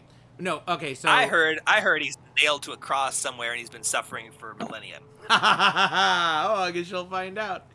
Okay. With no further ado, Mad Maggie finally chimes in and she goes, I feel really bad. Really bad makes me feel really good. But I wish I could do more for you. And gosh, just everything you ask me, I can't give you any answers. I'm so specialized in Zerial. But there is a diviner friend of mine, another hag. Her name is Red Ruth. She lives far west of here in the Bone Brambles. Maybe she could help you. Even if she doesn't know, she might be able to use her powerful divination magic to help you find the location of who you're looking for. I say, oh yeah, divination. I can cast that spell. I kneel down and I start casting the divination ritual. Okay. Like, for real? Do you want me to go look it up? No, I stop and I say, oh, dang, wait. I don't have any incense or sacrificial offerings worth 25 gold. Oh, yeah, that's right. What does it do? You might be able to get some info from that. Let's see. No, probably not. It's whatever the other spell is, but the 4th level version. You ask a single question concerning a goal, event, or activity to occur within 7 days, and the GM offers a truthful reply. It might be a short phrase, a cryptic rhyme, or an omen. Yeah, I think you'd need a more powerful divination spell to actually, like, some kind of like clairvoyance. Yeah. No, not clairvoyance, because that's actually weird. But yeah, I don't know. But I could say a single question concerning a specific goal. I could say, like, where should we go to find the whereabouts of Ometheus or whatever the guy, I forgot his name already. And you could give me like an omen or something, like seek the bone brambles, and that would be a technical fulfillment of the spell. yeah, But 25 gold. I don't have that materials. No. I asked her, do you have any materials here that I can purchase? I've got golds. she says, "Oh, I materials. have lots of gold. What sort of materials? What are you looking for? Like incense and such?" I say I need expensive incenses, and I need sacrificial offering appropriate to your religion. So I guess like what? I don't know, ancient wood bark or something. I don't know, anything nature fae related. Something significantly sacrificial. 11 and or expensive. higher. 11 or higher. She has everything you need. 6 or higher, and she has the incense. Okay. And a 1, natural 1. She looks through her cabinets and she goes, Oh, darn! I just run out of incense, and now I don't have anything appropriate for a sacrifice for your spell. I'm so sorry. Come back in a few days. I should have more supplies. It's definitely time for a stock up. But if you see my is it friend? It's not sister. See, I felt like Red Ruth should have been her sister, you know, but oh, she said a distant cousin of mine, like whatever. My cousin Red Ruth in the Bone Brambles. Yes, she has, her divination is far more than just a spell. She can cast actual like story moving divination spells. Actually, if your divination Oddly spell specific. could potentially get you a location. In fact, if you use it, I mean, depending on what you ask, you might. I mean, I cast it once a day. I just don't have the materials, so. Yeah, yeah, exactly. which we just determined. So, yeah, could have been. So could still be possibility. Maybe you use that, and maybe you get can skip Red Ruth, or maybe you ask if you should go to Red Ruth and you get information. I think we can go to Red Ruth. That's another goal. But Mad Maggie, we just trudged all the way from our previous destination. I don't tell her we came from Elturel just specifically, just in case. I don't know if we mentioned that already. I say we just trudged here from our previous destination, and we got here and we were starving and famished, and we were baked to a crisp. I say, isn't there any better way to travel across these blasted plains than on foot? She says, "Oh yes, dear. Where are my manners? Yes, let us go to the Tinker's Shed. Of course, you cannot be traveling. It would take 10 days for you to arrive by foot, especially with the unknown terrain of Avernus. For I've been hearing a lot of good things about you from the other denizens of my little fort here, and I would like to thank you for all of your hard work, and also for giving me the most important thing that I ever wanted to know in my life that I've been studying for a long period of time. Just a little bit of help." And she leads you out the door, and she leads you back to the Tinker's Shed, and she walks inside, and she goes, "Chukka, Clunk, is my demon grinder ready?" And they run over, and Chukka says, "Ship's ready, ma'am. Ready for you to ride whenever you're ready," or something like that. And she goes, "Oh, thank you." And she turns over and says, "Well, my friends, I must tell you that I am not giving you this demon grinder because it's really badass and it's mine, and plus I just fixed it. What did you think? I was just going to give you this badass demon grinder like for nothing? No, I just got it fixed. I haven't even used it yet. But don't worry, I have something for you." And then you hear, "Brum, brum, brum, brum, brum, brum," and a motorcycle comes around the corner being driven by a red cap. And he's dressed up like ZZ Top. He's got like the long beard, and they're like dun dun dun dun dun dun dun dun dun dun. I'm not putting on ZZ Top because then I will get flagged again. But imagine You're already ZZ... getting flagged just for humming it. Yeah, just badly humming it. So a red cap rides a motorcycle up, blasting ZZ Top, and he hops off and he gestures towards it, and he says, "A severed finger for you," and he gestures towards the motorcycle, and then he like trots away. And Mad Maggie says, "This is a devil's ride. It is the fastest of the vehicles that you'll find here in Avernus. Hopefully it's quick enough to help you outrun the dangers that are out there. It seats exactly one individual at a time. So certainly that won't be enough. I can see clearly you're a party of 4. So," and then she claps her hands again, and the dune buggy drives around, and she says, "This is this is called the Tormentor.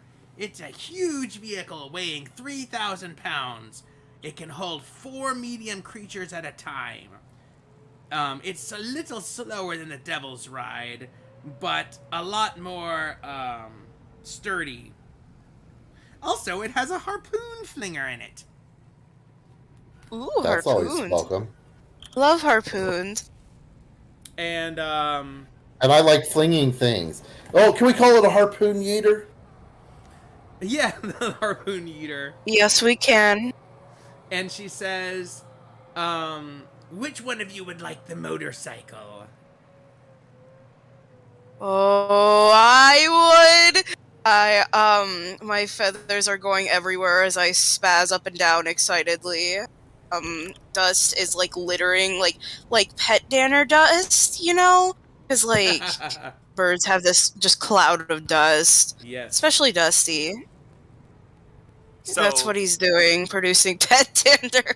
Scree like gets all excited and starts like seizing and it's mine, it's mine. Writhing. And Raxor just like steps past him and goes, "Yeah, this'll do." And he jumps on it What? and sits on it, and you hear like the bolts and stuff creaking and snapping beneath his weight. And he like does this little thing where he kicks it from side to side, and he's like, "It's kind of small, I don't know." And then he trips and falls off of it, and it like crashes to the ground. He's like, "Meh, maybe I should sit in the harpoon seat. I'm not. I guess." No, I get to sit in the yeeter.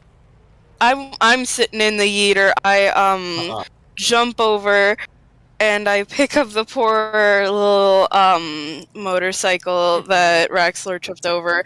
And I place my feathery butt on it, adjusting my tail feathers, and then you know, like in movies and stuff where they give like the little motorcycle little vroom vroom before they do anything. That's what I do. I give it a vroom vroom. You turn the ignition to start it up, and it just clicks and nothing happens. It sounds like it's out of fuel. So Let me guess, it only runs on the souls of my orphan vroom children. vroom. My vroom vroom soon. Maggie says, "Oh, how did you guess?" No, but seriously, I guess you need some fuel to drive it out of here, so I suppose I can spare a few. And she reaches into her magical hag sack, and she pulls out 3 soul coins. I knew it! I knew it would be useful! I knew it! I knew it! She goes, "Simply insert 1 soul coin into the engine of the vehicle, and it will power it for 24 hours. You can insert up to 3 soul coins in a vehicle at a time. Travel's expensive. You think gas prices That is some are bad? really expensive fuel. Thanks, Helm. Freaking Does Helm. the other driver. vehicle Wow, run on it's soul like- coins? Yeah. Does the motorcycle? 1 per motorcycle day? Yeah, it's any vehicle is 1 soul coin. What? Expensive. Can we just tow the motorcycle behind us till we get more? Yeah. Possible. We're gonna have to like start farming soul coins. I mean, okay, so it takes 1 and it powers it for 24 hours, and it goes a certain. It can carry a certain number of creatures. Oh, wait. Sorry. I missed a multiplier on this. Motorcycle. Oh no. 24 hours per charge. Oh. And I believe a soul coin begins with 3 charges. So if Okay, you've not, but- if you haven't used any charges for any of the other things that can do, then putting a soul coin in is going to basically give you 3 days. So 1 soul coin in the Tormentor and 1 in the Devil's Ride, and they both are going to operate for 3 days. But the Just out of Devil's- curiosity, Oh good. what is the exchange rate of soul coin compared to gold? That's in character. Infinite. There's no amount of gold that can equal 1 soul coin, and 1 soul coin can be priceless. It could be a whole dragon's hoard, because soul coins are something Awesome. unique and specially powerful that all devils want and can do special things like power devil machines and things like that. So, yeah, you cannot buy soul coins. You either have to steal them or create them by being a powerful devil. Yeah. Or steal them from an imp's pocket. So aren't you glad? Now doesn't that add extra weight of value to that soul coin that you Yes. just pocketed from that imp? Can we? Yes. You're looking Is at there that any coin way now to like, find out- wow. Is there any way to find out the specifics of the soul that the coin was made from? Yes, but you have to use a charge to query the coin. Does that suck? Does the soul get destroyed when the soul coin is used up? Yes. In fact, Destroyed the or soul is released? freed. The soul is released and the coin is destroyed. But we actually yes. want to use the coins, so we Yes, can I release the should- soul. Oh, so it's not like the soul gets consumed. The soul gets released. The coin, the prison is what gets consumed. If you use up the charges, by querying it, yes. But if the charges are used up in a war machine, the soul is destroyed and beyond recovery, including of a wish spell. Oh, So, Just yes. Well, wait. Can we put a coin in and only use a couple of charges, then take it back out, or is it like a piggy bank type thing where you drop it in and it uses like a lottery machine, or is it like a vending machine where it could get change? picture the first Futurama episode, Bender with the string on the coin in the suicide booth. That's what I'm thinking. Soul coins are created by Mammon and his greater devils on Minaros, the third layer of the Nine Hells, in a vast chamber where the captured souls of evil mortals are bound into the coins. These coins are then distributed throughout the Nine Hells to be used for goods and services, infernal deals, dark bargains, and bribes. Freeing a soul from a soul coin is considered a good act, even if the soul belongs to an evil creature. It doesn't say it's necessarily evil when you if you use it in the machines, though, but it's definitely less ethical. But you can't I use just- this part of it. If the I just want to make sure that I'm soul- not about to like destroy some aborted baby or No, they're all- unbaptized baby or every something soul, like that. Every soul coin is definitely evil, but you'd have to use 24 hours of fuel just to ask it a question. Objectively or subjectively evil. Is there really such a thing as objective evil? Well, This should be an easy question for Mr. Philosophy over there. for in the world of D&D, where good and evil are the difference between the woman dragon and the man dragon, then yes, there is objective evil, and yes, they're objectively evil. Okay. The soul coins. Okay. I mean, at least according to the law, the good and evil dichotomy of this universe. Okay. Cool. I just wanted to make sure that I had no moral hang-ups. What am I kidding? No, well, see, that's Oh. where it gets real sticky I was there, curious. because if you're destroying an evil soul, it's not really like that bad, but it's not necessarily good. Freeing Yeah, is a permanent soul- destruction of a creature's soul really an equal weight for the crimes it could have committed in its short lifespan? I mean, is an eternity of damnation or an eternity of destruction? I mean, you get what I'm saying. Yeah, so basically it's not totally without, it's not just like, okay, we're just gonna go gas that up at the station. You have to use these valuable items, which also you're kind of permanently killing souls, but they're all evil, so it's not that bad, but it's definitely a corrupting influence. So the vehicles are important, but you have a reason to not just you want to be efficient with your fuel, I guess, is what I'm saying. Do we have any vegan fuel we could use instead? Non-GMO, the Sea soul carcinogen coins stored in the free. lab. The soul's screams of anguish are audible out to a range of 60 feet. Awesome. Well, that just sounds like you're advertising. Oh, when it's powering the war machine, Yeah. or just all the time? Because in that case, it's obvious who has soul coins and a lot of them. No, when Can we it's just- powering the vehicle. Once you put it in, the coin is Ah. destroyed, the soul begins being drained and starts screaming. If you destroy the engine, like smash it open, then it would free any souls that were trapped inside. So the soul is not destroyed Even- right away, the coin is, and if the soul remains in until the end, until it's totally drained, then it's destroyed. Can we just create a steam engine and use that instead? Yeah. Nope. And to be fair, honestly, I'm thinking that there's got to be some sort of a workaround, like use the person's soul like halfway, suck it out with a vacuum. That's Put another yeah. one in. They're evil sounds like souls. they're- It's like slaying a Yeah. lemur. So It sounds like it's trapped in the coin. We put it in the machine, and that busts it open, so the soul can power the thing. Like taking a pill. When you take the pill, you can't swallow a pill and then pull it out and save the rest for later. It dissolves, and all. you don't take nearly as many pills as I do. So we can't just use partial, so we have to use the full thing. Using it to check like who's inside of it wouldn't do us any good. It wouldn't give us peace of mind because we're probably going to use it anyway. It's not, oh well, this guy was evil, but he had good reasons for doing it. Basically, the difference between destroying it and freeing it, freeing it is a good act only because evil creatures created it. The evilness of the Mammon of the 9 hells created this coin, trapping a soul forever to be used and destroyed. So by freeing it, we're counteracting that evilness.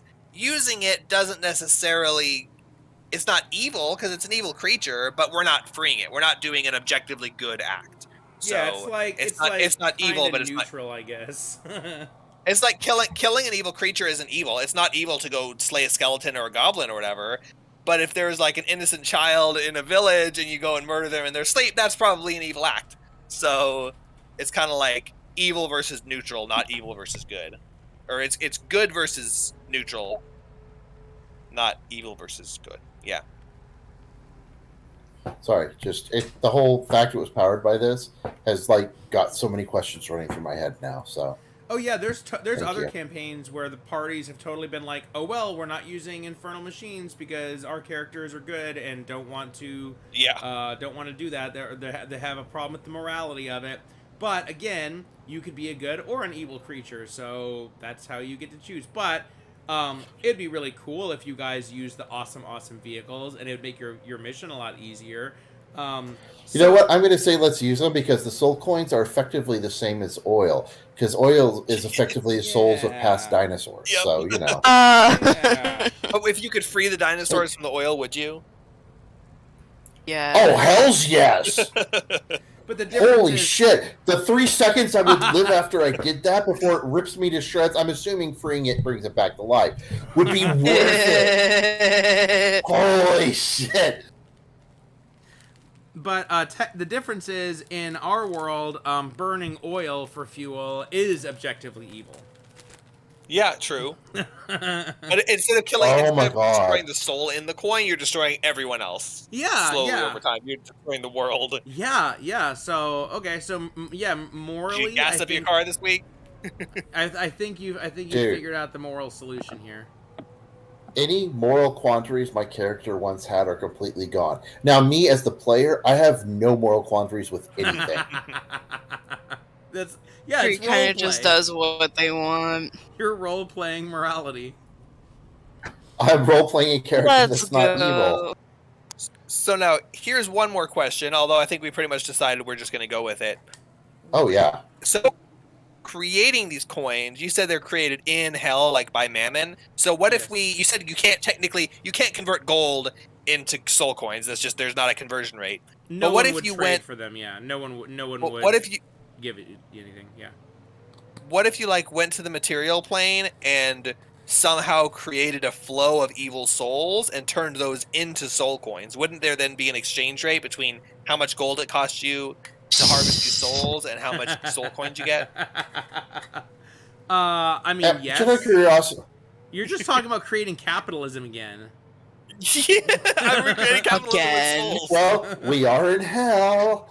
So, just out of curiosity, what material are the soul coins themselves? Are they like brass, bronze, gold, silver, or is it just a generic? Are they different, materials, or is it like gold pressed latinum? How does it work? Infernal iron, so they are a dark iron color, and they're about the size and shape of a hockey puck with thick ridges along the edge, just like and there's some weird demonic symbol in it, possibly. I don't know what it is, and I don't want to send a picture right now. I just was curious about the material. Yep, I have reasons for asking this. Dark iron. Yeah, actually, you can damage them with hellfire weapons. Regular weapons, it's immune, but you could destroy it with. When I play my hellfire mandolin, does it damage it because I can't play very well? Maybe if you use that as your component for shatter or something, I might let it work. I don't want to do that. I was just curious. There's no benefit to doing that. There's just no. If I bite into a soul coin to test the metal, do I get to hear the soul scream? Your teeth melt like spitting on cotton candy. My teeth are doing that in real life, anyways. Aww. What Yeah, else? it turns out because my attention span is a lot better than it used to be, which is really sad, and that's all thanks to Adderall. But it turns out Adderall rots your teeth.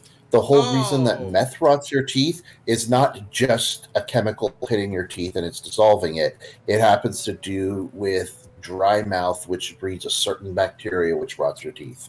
Mm. Oh. So I've learned a whole lot of things recently. Nick's like, well, we're going to have to delete this stream. No, I've said way worse stuff than that. I even have one of my streams one of my entire videos is taken down because of music. Because it's easy to... Who knows? Da-da, Mom's gonna come da-da, get Noah, by the way. How? If you want. Oh, yeah, sorry. I really haven't meant to keep asking so many questions, but the whole using souls as fuel thing, like, really intrigues me because I know that it's not just like, oh, we're making jokes about it, let's come up with how it would work. It's like somebody else has sat down and thought about this and put a lot of work into this. And now I'm curious to find out what they came up with and how well it aligns with my thoughts on the matter. That's why it's important to ask questions. We're not just like imagining. It exists. It's a thing that someone created, and now we're trying to determine how it works and if there's ways around it. It'll say stuff like in the books. It'll say stuff like it wants you want the players to try and figure out what the mechanics are. Like that's how like magic items work, things like that. You're supposed to experiment. In the old days of D&D, you would get like a magic item and it would just tell you what it is. You have to like experiment, describe what you do with it. Like I put it on my finger and jump up and down. Nope, you don't feel anything. I try and sneak. Do I feel sneakier? So that's kind of the same thing. It's like it's the joy of discovery, and there's something to actually discover without having to actually work into it. You're like just sitting there thinking about the one time that I am this curious and what the subject matter entails. Well, no, it's something that's actually interesting to you. See, now I have a goal in life. I'm going to figure out how to make this a reality. Oh, in real life, or? Yeah, you just stuff like 1 or 2 or 3 orphan children into like the back end of the Mr. Fusion machine sticking out the top, and clam the lid down, and they're like, no.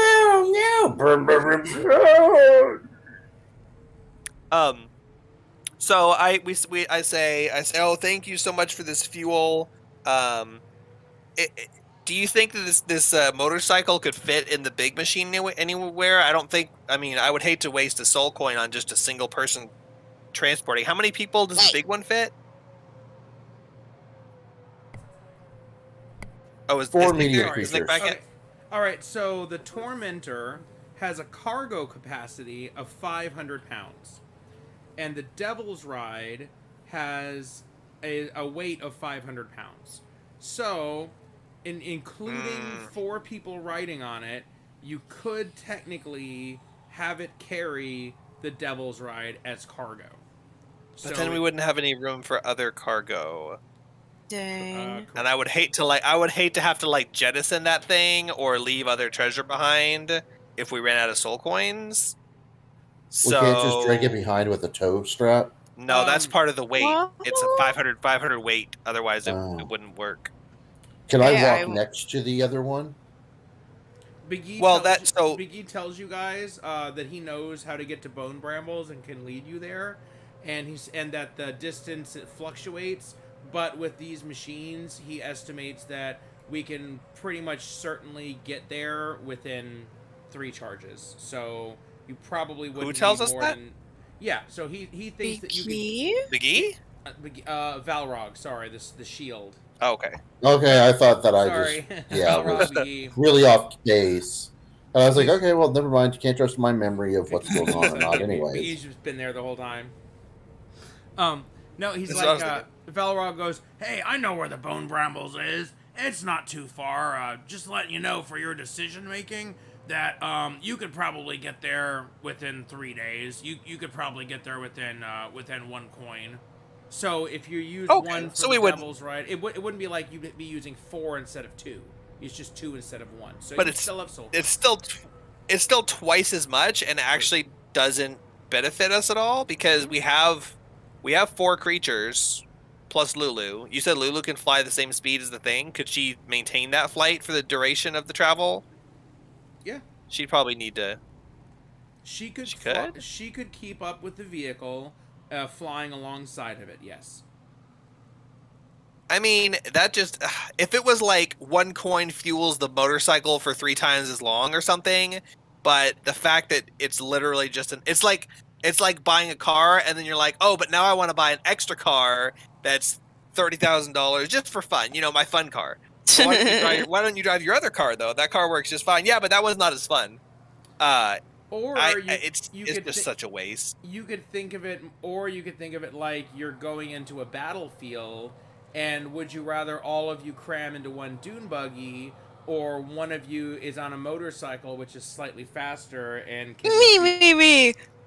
Are there places on the dune buggy to like fire arrows and stuff Oh out my of? God. You said there's the barrage seat, right? The gunner seat. Okay, so Yeet! I will give you a short rundown of that stuff for each vehicle. Okay. Oh. So a Devil's Ride. Note whatever you want or ask me whatever you want. I'm not reading everything, but just the stuff that you would care about right now. Real quickly, is there any way to get the pictures of these rides? Again, I cannot remember where you posted them originally. I sent them to the Mad Mage group, but I'll send you other pictures too because like we're gonna be wrapping this up soon, and so I'm not. Sorry. No, it's okay. I'll go get. I've got some really cool concept art downloaded. I just haven't got it all formatted and stuff yet. So I'll work on that. Okay, and I'll set next time. But look in the. I found Facebook what you chat. posted to that group. I couldn't remember where you had posted it, and I didn't Yeah, that's see like it. So silhouettes. got it. Every single machine looks different because it's really more of like a class of machines. They can have different weapons, they can have different armor, and also they're like cobbled together from like old Buicks and shit. So they look each Got one it. looks like a little different. So that's what they look like. The Devil's Ride, the size is large. It can carry 1 medium creature and 100 pounds of cargo. Its special abilities are jump. It can clear a distance of up to 60 feet. And stunt. On its turn, you can either do a wheelie or a burnout, which has some mechanics with it. Oh my god. The That sounds so cool. The action stations, which means that for people to sit in, there's only one, and it's the helm. And the helm is the station where you use your action to drive the vehicle. That's how it works.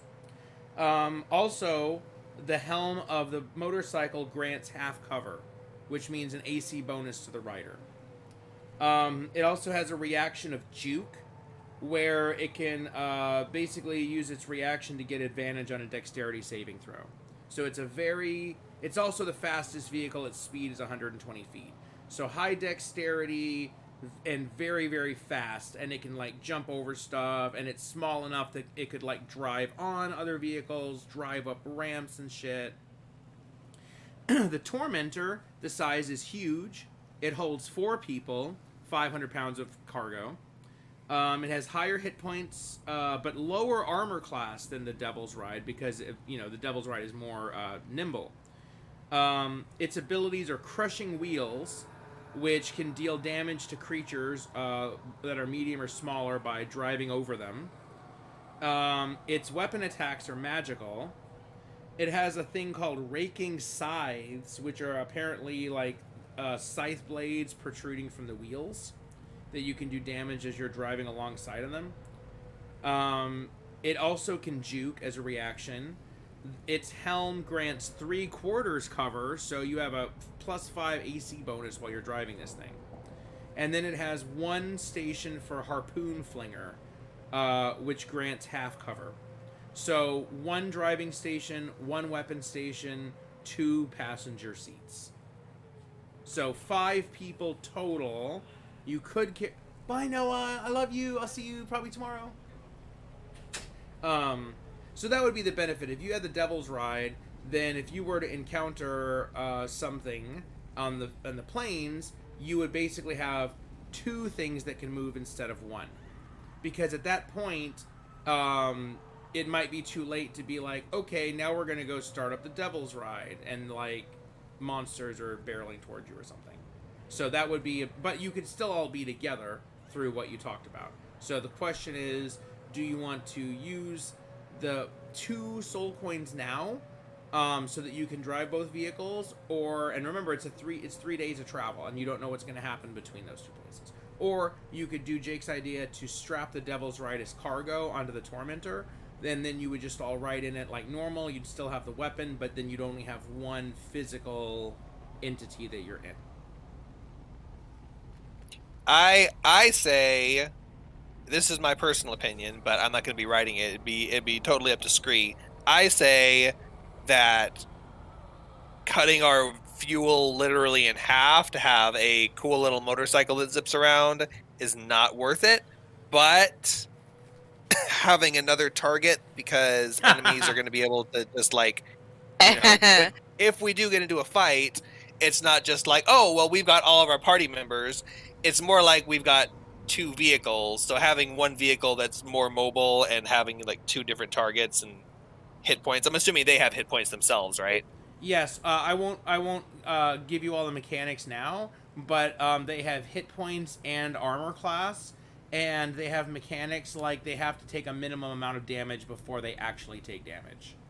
Yeah, so just having 2 pools of hit points and having 2 different targets so they can't just literally focus fire on us, I don't think is a terrible idea. Plus, if one breaks down, at least we have the other one. Mm-hmm. So as much as it sucks, like I'd rather have 2 of the big things. As much as it sucks, I think we should take it. Although, if we do, does it have like a cargo hold, or would it be like, you know, strapped onto the side? How easy would it be to take off?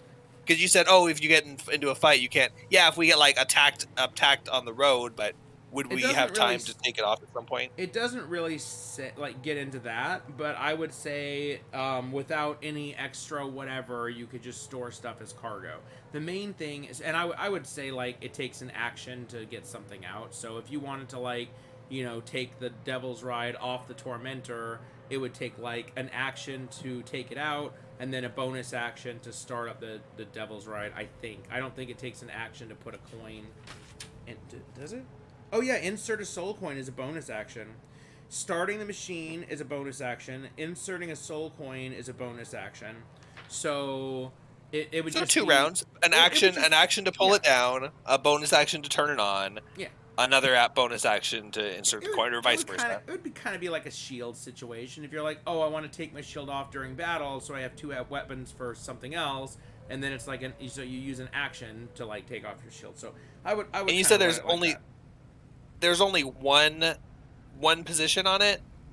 There's not a back seat for the motorcycle. Yeah, only one. It does have 100 pounds of cargo capacity, though. That's the thing is, how much to store away? if you used both vehicles, you would also have a ton of cargo capacity in case you found stuff that you wanted to collect. Whereas, but we don't have enough soul coins to run them both for 3 days yet, right? We do. And that's no, you do. We have 4 soul coins, which is enough. Soul coin. It's 16 days total, or 8 for both of them. Yeah. Wait, what? I thought 1 soul coin ran for 24 Double hours. the vehicles. Oh, no, he recorrected. That's 3 days. Yeah, 1 soul coin is basically 3 days. It has 3 charges, so it's 24 hours per charge. But it's not worth it to use up the charges, so you pretty much only use it as fuel. That's the most useful thing you found to do with them. It's also currency for devils, so you could use it even for trade. You could summon a devil. I say 2 vehicles. You could call out to devils and be like, "Hey, if there's any strong devils out there, I'm willing to give up. I'm willing to bargain for a few soul coins." Or there are other ways that you might come across soul coins. So it's not like these 4 are going to be the only that you get, but they are rare. So I thought we only had enough to get there with 1 vehicle was my problem, and I was like, oh yeah. So now, okay, that makes better sense. I mean, we have enough to get there and get back, and have a little bit left, but it's going to be cutting it close. So I would rather reserve as much as we can and not waste them unnecessarily. But I would say that the value of a soul coin over the travel, it would just pain me if it's like, okay, we get in the vehicles, we travel for 3 days. Oh, that was it? Yep. You wasted an entire soul coin just for a montage. It's like when I So drove way out into the middle of nowhere to pick up Amanda, and I was like, "Yeah, I probably have enough gas." Then I had to walk all the way back. I had to walk so many miles that night. Oh my god! So I think that the risk of being a little bit slower in combat, the waste of a single person's turn, is worth the fuel savings of carrying it in the cargo hold, at least. If we're not going to leave it here, my vote is to just leave the thing here and just pack everyone into the big machine. But if we have to take it, I accept that because I see the tactical value. But I'm not wasting it while we're just driving there. But Scree can be sitting there ready to go, and as soon as battle starts, we'll pull over and you can hop out and go into it. I guess it is technically Scree is the one who pocketed that coin, so you could kind of leave it up to him and be like, hey, if you want to use it now, that's fine, but I'm not guaranteeing that the I was gonna back. say exactly. It is your coin. You can do whatever you want with that coin, but it's 3 days and we're traveling 3 days. So with my coins, I'm not powering that machine unless we get in combat. So you can have one of our coins and use it. That brings up an important question. What is everyone's constitution modifier? Because that limits how many coins you can carry. Oh, right. And actually, it shouldn't be all 3 to me, obviously. There's 3 people and 3 coins. I think we should each get a coin, and then Scree. So Scree actually has 2 coins, so you can do whatever you want. 2. I'm plus 3. I'm plus 1. Ooh. There you go. That's your so your con modifier is the number of soul coins you can carry. If you carry more, you get disadvantage on everything. So Jake. Okay, cool, guys. So hand the first 3 over to me. I'll keep these suckers nice and close. Then you see me speeding off with a motorcycle, giving you all the foot finger. Foot finger. So, what is Shora's constitution? Or is it minimum 1? She does not want to carry in those soul coins. I hold out a coin. I'm like giving them up, and I hold one up to her, and she like shakes her head. And I'm like, I hold up my hands, like, what? You serious? You came down to hell with us? Wait. Yeah, she did. She could have stayed in Elturel. You came down. I say, if you want to be a paladin, the weight of your oath weighs more than these coins. If you insist, I don't know. If you insist, she will carry one for you, but that's the most she can carry because she has only +1 con. She'll carry one if it's important to you, but she prefers not. She doesn't really want to, but she'll do whatever you guys need. You know what? I'm gonna carry one. Scree, you carry the other one. That's yours. That you got yourself. Everyone That's for down. your machine. Whatever you write down here is official. If you forget to write it down and lose 2 soul coins. Oh Jesus! I'm looking at Zach. So, +3. I was gonna say, so he does not get any. No. So I take. Okay, I see. We have 4. Scree has one of them. Raxlor will carry another one. Zoe gets one of them. We need to have our party members all have one. I was thinking who's going to get the 4th one. Of course, it would go to Zoe, but then I'm like, I don't want one party member to have 2 because that's just like risky. Like, what if something weird happens? But we actually have to use one in the war machine on the way there, so we're only going to have 3. So everyone has one, plus the one that we're about to use, which technically Zoe has to have it right now, but we're going to use it as soon as we go to travel. So everyone can write down 1. Zoe write down 2, though. By something weird happened, you mean I forget to write it down and then I throw myself in the Trinity next week? Yeah, and then we go, oh, darn! What happened to our soul coins? What was the URL for Zach's spreadsheet again? I don't know. Damn, it's lost forever, just like Bitcoins. And me. If only we had a way to recover the imaginary currency in the game that we're making up. Anyway, sorry, go on. But no, yeah. So I mean, Screes actually won't change because you just have. So thank you, Scree. We're using your coin. But We have a destination. We have a means to get there. That's what I was asking her. I just casually forget about the bean that I was offering her, and I put it back in my pocket at this point, and hoping that she doesn't remember. And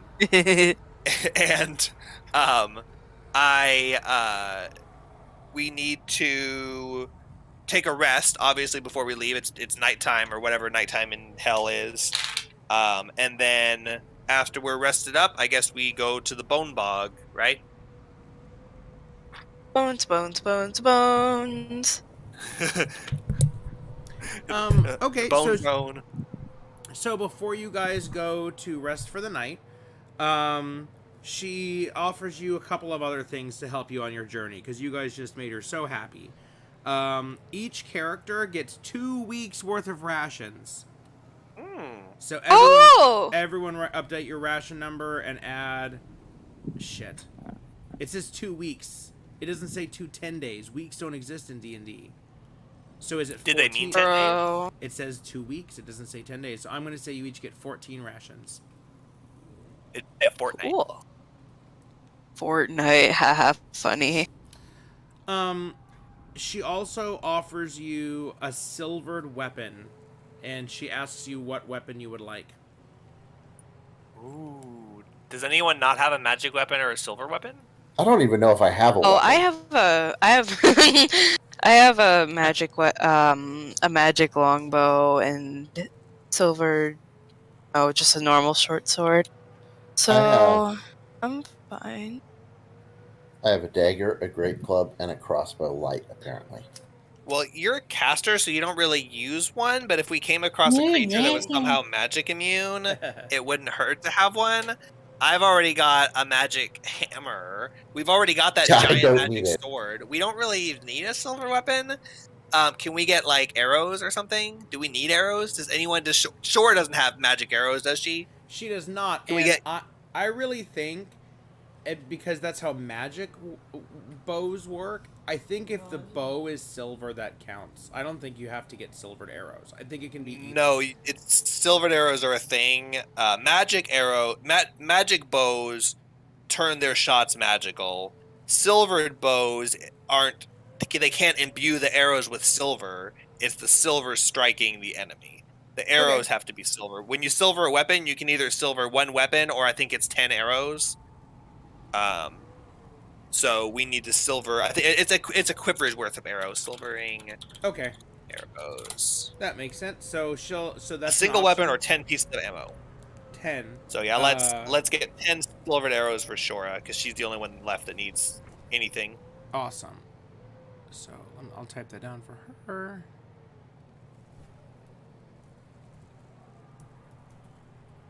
Great. So 2 weeks worth of rations. Oh, and she's also gonna give you some quick info about the other warlords some of the other warlords you might encounter. So she tells you Smiler the Defiler you already met, or not met, but you like saw him and asked about him. And she kind of told you, but basically it's like, yeah, he's good. He's actually an Eladrin who like kind of got trapped here and just ended up just doing a thing.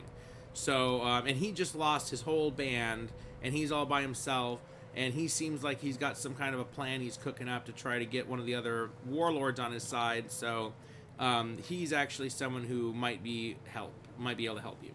Fëanor, I thought he looked cool. Yeah, he's definitely cool. Fëanor you met, and she is definitely evil, but she's kind of in a safe position right now and might be someone that you could get on your side if you were able to have something for her. But not something that you shouldn't just take her for granted, basically. It seems like Smiler is trying to win her favor, but she didn't, she watched his shit get destroyed, so. Okay, a couple others that you should watch out for is Princess Kovic. Sorry, Princeps COVID. COVID, yeah. He is he's a chain devil who formerly commanded the Nine Hells 8th Infantry Legion called Terror Incarnate. But his infantry was crushed on the banks of the river Styx by the demon lord Koschiki. after Kokichi? Koschiki, after Koschiki.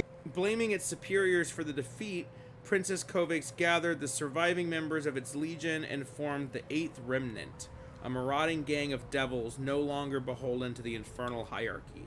So he's a devil, but not a real devil. He doesn't actually have... He's not in the hierarchy. He doesn't command. He can't get promoted. He doesn't fight in the blood war, any of that. He just has his own marauding gang. He's a rebel devil! Yes. What else? One of the ones you should really watch out for is Bitter Breath. He's a resentful, vindictive warlord that fell prey to the cutthroat politics of Avernus. Formerly a pit fiend named Lizeth, it strove to undermine Zariel while courting Bel.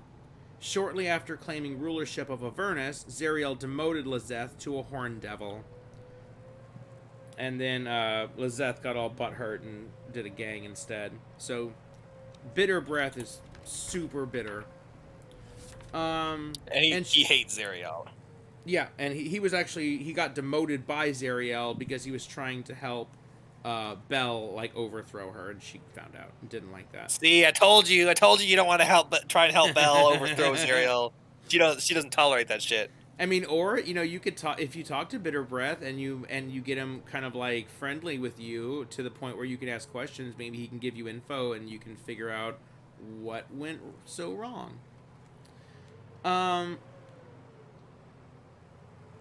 Does she... Okay. Keep in mind, these warlords are probably stocked up with soul coins because they have to power their armies of vehicles. Yeah. So, potentially a source if you, like... I mean, I wouldn't just go out there trying to kill warlords, but, I mean, at least you know they've got it. So maybe you can bargain or something. They might have... Yeah, stealing, bargaining. They might even have... You might have stuff you could trade them. And lastly, she tells you Smiler's about... a warlord? Huh? Who? Smiler's a warlord? He was a warlord, but he got his shit fucked up, and now it's just him. All of his stuff, all he's left is just him and a devil's ride. All of his crew were killed. All of his machines were destroyed. I think a couple other warlords teamed up on him. I actually have it written down. I just can't remember. Okay, sorry. And then last thing that she tells us. Lastly is Ragadraga. Ragadraga is a werebore, and he has an army of were creatures. But recently he got his ass kicked because he went to war against Kovic and the Eighth Remnant. So it severely weakened him. But don't think that makes him any less dangerous, because although his forces are lower, now he's probably even more vicious than ever. He's a trapped animal. He saw what happened to Smiler, and it's like, oh great, now I'm just going to be riding around alone. So he's still got a crew, but it's not what it used to be. But he would be incredibly dangerous because he's in a very vulnerable position right now. So definitely watch out for him. You could say the old gray where he ain't what he used to be. Yes. That's exactly what I was thinking. Fantastic. Except it was the old gray whatever, because I couldn't remember what it was. But yes. I was going to say the old weremare, but I don't know. Oh, I like that one. And werebore doesn't rhyme, so. Ragadraga. If you pissed off Mad Maggie, like if you tried to like steal a vehicle and run from you, then she gathered. Or if we like gave her a bean and planted it into her house, yes, and it spawned a monster. Yeah. She chases you with an army of vehicles, and Chuck and Clonk are driving the demon grinder, which she tries to mow you down with. It's literally just rocks fall, everyone dies. Yeah, not necessarily. You know what's sad is they did an entire 2-page image of Mad Maggie coming to kill you, and it's like, you don't want that to happen, though. Don't encourage it. I'll send you that picture. When they know you're, what their when players you're traveling do. on the planes. Yeah, exactly. Yeah, they know what's gonna happen. Oh wait, is this it? Oh, it is. I'm gonna send it. It looks weird. It has kind of like a seam down the middle because it's like literally I copied that out of the book. Like I took my PDF of the book and like you combined it in Paint. But oh, max file size 8 megabytes. Okay, I'll Yeah, have to it's send that just later. I literally took it full screenshot from the PDF, so I'll have to do that later. But yeah, anyway. Side question.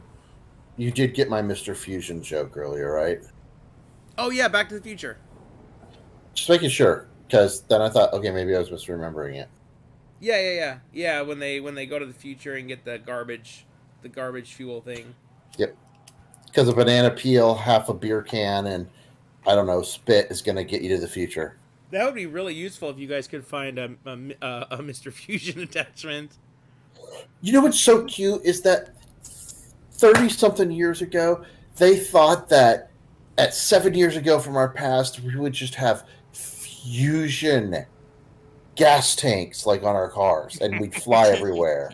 And I mean, seriously, it's just so sad. They have Yeah, such a great racism. vision of the future. Yeah. That's when in 2015. That's when Trump was running. So that's what we were working on. Yep. It's funny because, they muddled Biff after Trump. Yes. Not So it was joking. actually accurate. They actually tried to decide what would be the right type of character for that role, and they realized it was Donald Trump, so they just basically wrote his role as what would Donald Trump do.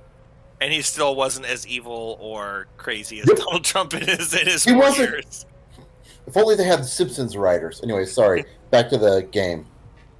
Oh yeah. Go ahead.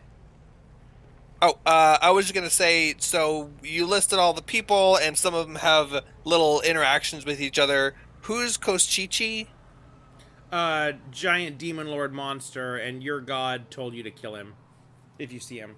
Oh, that was why it sounded familiar. My god told me to kill him. So we should ally with Princess Kovac because he hates Koschiki because he's the one does. who crushed his inventory. That sounds cool. What's his actual name? I wrote Princess COVID and then I tried to sound it back, but I Princeps, which I guess is actually like Princeps. Oh, Princeps. okay. And the last name is Kovik. K. Okay, I had it as a C because COVID. So Princeps Kovic. Okay. He sounds pretty cool. I think we should if we see anyone. I think I like him. Smiler, obviously, because he's good, so he's not gonna just fuck us over. And they both got kind of screwed over and like kicked in the dirt. So either one of them would be good to ally with because they'd be looking for new friends. But anyway, continue. I was just checking that one thing. Yeah, so I think that was it. So before you leave town, well, I guess so. You're all gonna go do a long rest, and we're about to wrap up. But let's continue because there's a better stopping point. Yeah. So you guys, go ahead and update your character sheet. So you recover half of your missing hit dice. You recover all of your current hit points. You recover all of your used spell slots. And then you also recharge any of your racial or class features, traits, abilities. So make sure all that is refreshed. I get to choose the spells. Yes. And Raxlor, update your spell list. Which just send it to me. Send it to me, I guess on Discord so that it doesn't get spammed away like on Facebook. I don't really have to have it because I trust you to track your own spell list, but it's nice for me to see what spells you guys have prepared. That way I can specifically make encounters that you can't do anything about. Oh, good. He doesn't have Zone of Truth. This is going to be good. Oh, yeah. How many rations were we given?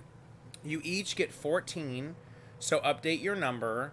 And then I guess when you do the long rest, go ahead and subtract 1. I'm not gonna like, I'm kind of tracking your rations, but I don't want to go update it now. It's gonna be like your spell slots. I'm kind of gonna track it for me, but I want you guys to track the official number. What I'll be doing is saying, okay, you're doing a long rest, remember to subtract a ration. Or, okay, you foraged today, so you don't have to expend a ration. And I mean, 14 is a lot, you're probably not, with these vehicles, you're probably just traveling a couple days at a time, but then again, you might not find another source of rations for a while, so maybe this will last you. basically they put the rations mechanic in the game and then immediately negate it by making food plentiful. So whatever. Yeah. It'll make. I'm not going to complain. I've got a table to roll on. You might find some terrains that are like no food, and you have to do your rations. Okay, so once you finish all that, let me know, and then once you guys are ready, then if there's anything else you want to do, anything else you want to ask. I mean, yeah, Natasha is there in the bar, but unless there's a specific thing that you're wanting to ask about, you don't necessarily have to go back there. She's an extra character. I just put her there for, she's like an expanded content kind of thing. Anyway, let me know once you guys are ready, and I'll secretly roll the distance for your next destination. Just don't make it like Moses and the Israelites, please. We don't have that many rations. Yeah, my jokes are getting lamer. Because I'm getting tireder. Really, what happened was they only had however many days of rations, and then they realized they miswrote it on the sheet, and he was like, "Whatever, you know what? Just have how many days were you there? 40 days. Okay, that's how many rations you had." And then when he ran out anyway, then he's like, "Food falls from the sky. Now just keep going. I don't want to sit here making survival rolls all day." Oh. Yeah. Oh my God, the Bible just sounds like a really off the rails D&D campaign with messed up lore, retconning, and like duplicitous personalities and terrible, gods and stuff. And people get so offended. And some people get so offended when I point out that Christian mythology is great content for D&D lore. Yeah, like when I told the D&D group that Asmodeus killed He Who Was, which is basically the Christian god, but that lore was made in the 80s, and then after the whole panic thing, the company decided to just kind of like downplay that lore and just kind of like brush over it because it's made up anyway. The Bible, I mean. No, I mean D&D is made up, but no, it should not have all of it was made up. Some of it was stolen from other cultures and older societies, like the Ten Commandments and the Code of Hammurabi, stuff like that. Hey, I wasn't playing the character who killed the one god. That just happened. Yeah, it's in the lore. In the same universe as the game I play. I'm not choosing to do that. That's not what I do when I play. It's an alternate universe. And he gave everyone free will. So if you think about it, D&D only exists because in that universe, Asmodeus gave everyone free will, and now you can make player characters. Before that, everyone was an NPC, right? True. Because the gods were just determining all the fate. I'm going to go roll my destination dice. So what did I put? I have no idea how I calculated this, but I spent like an hour and I like agonized over it, so it's probably good. It's probably good. And I'm not going to tell you guys how many days it is. I'm going to note it down, and then you'll just find out. You'll be traveling and eventually get there. Okay. Bone brambles. God, these calculations are horrible. Okay, and the total is...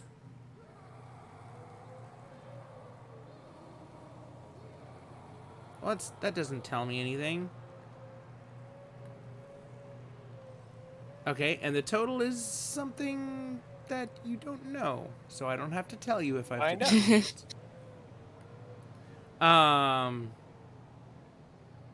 Oh! No. Okay, I can't find it. So I made my roll, and I have the number of days of travel, but it's the days on foot. So I have to convert this to vehicles. So I'm going to do that later. But I did make my roll. Cool. Anything else? You guys, did you already update your sheets? Are you ready to leave? I am. Yeah, I'm good. I'm finished. Cool. Okay, so you leave Fort Knucklebone. You say goodbye to your friends, and you and Mad Maggie welcomes you back. She says anytime you want, feel free to come back and visit her, and she'll help you any way that she can within reason.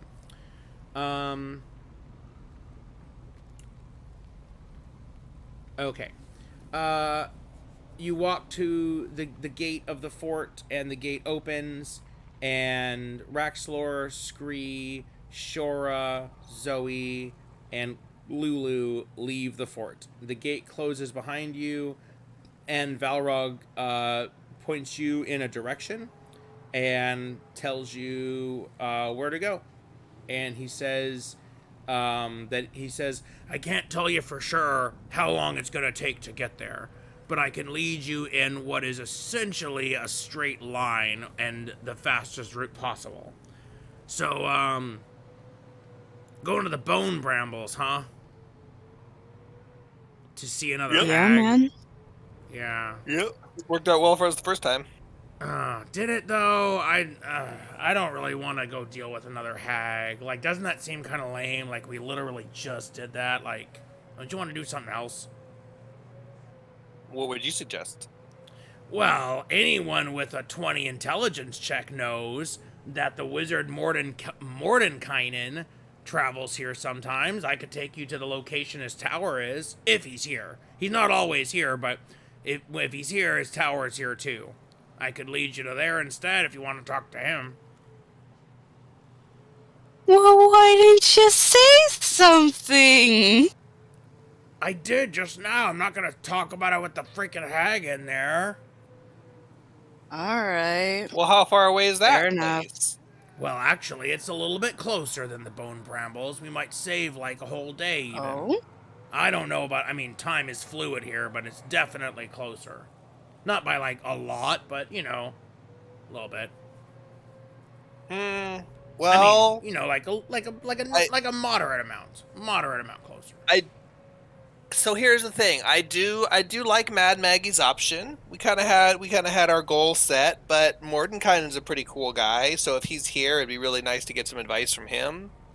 Someone we know we can trust. And you haven't led us wrong yet. And besides, that's part of the reason why we're here. We're here to help you and free you from the shield. So if you think that's a good idea, then I trust your 20 intelligence check. And what do you guys think? You want to go see if Mordenkainen's in? If not, we might be able Sure, to. man. I'm sure he wouldn't mind if we looted some stuff from his house. He knows it's for a good cause. This decision. I'll just along for the I'd be ride. down. This decision is literally deciding what your next series of encounters is. So it's actually a major decision. It's not just like, oh, should we go left or right? It's literally like, do you want to go down this entire path or this other entire path? Not to say you can't change your mind. If you reach one of them and you don't like the situation, you could try to travel the other one, but now you're doing more traveling. So that's kind of what you have to weigh. So it's not like you're locked in permanently at any point, but it does matter. It does actually matter. So would you rather go to a place called the Bone Brambles and ask the Night Hag Red Ruth to divine the location of one of these individuals? Or would you rather see if Mordenkainen is in, and if he's willing to help you? Mordenkainen is the most powerful wizard in the universe, so you don't know if he'd be willing to help you. Although he might not want the universe to be destroyed, so he might. Elminster is another powerful wizard, and he's the one that sent you on this journey. Maybe if you told him Elminster sent you. So some things to think about: Wizard's Tower or a hag. Neither one of them is certain, and it's Wizard definitely Tower. Wizard I knew you guys were Tower. gonna want Wizard Tower. Yeah. Let's wait before we face and try and persuade a hag to help us. Yeah, we already did that for the last 5 weeks. I think Yeah, we're in for a let's change. not push our luck. Nick, When you're done, go and check. When you're done, check out the music video that I linked. I think you'll agree with me that it fits the ambiance. Oh, here, I'll push play. After we're Oh wait, no, no, that's not on the copyrighted. I can't stream. play it. Yeah, no, that's why I said after. After. No. Anytime you hear me start to stutter after I have said you should do this, stop what you're doing and realize that something I said is not exactly right or has been misinterpreted. See, I put all the Yeah, calculations trust me, that's on like the here. perfect. Oh yeah. I was gonna say, but just trust me, that's like the perfect video and music for this. Awesome. Yes, I will. I will definitely put that on after the video, after the stream. Okay, so I'm gonna go roll a new distance for the Tower of All right, and I have no idea what that means. I've got my roll, but I'm going to have to actually go and calculate, like look on my table and figure out what that means. Yeah. So he goes, yay, wizard time. So he has you adjust your angle slightly, and he goes, ooh, I sense that this is going to be a lot closer than the other place. I think you guys really made a good decision. And you, and now you need to travel. You're pointed in your direction. You're standing there with the vehicles. What you gonna do? Toss 2 of my soul Well. coins to Raxler, but not tell him that's what it is. Just wrap it up in a little bundle and be like, hey, catch, and then watch him catch and just like fall to the ground like, why? I catch them, and I hold them, and I'm like, what's this? And they're not heavy, they're not like physically. I'm just like, I just start like visibly shaking, and I just lie down and cry. I just lay there rocking on the ground, gripping them in a death grip in my hands, incapacitated. It happens. It happens. That's what happened. I'm now incapacitated by these coins. I hope someone saves me. No, you just. All right, I go over and I pick my coins back up. My hands are clenched.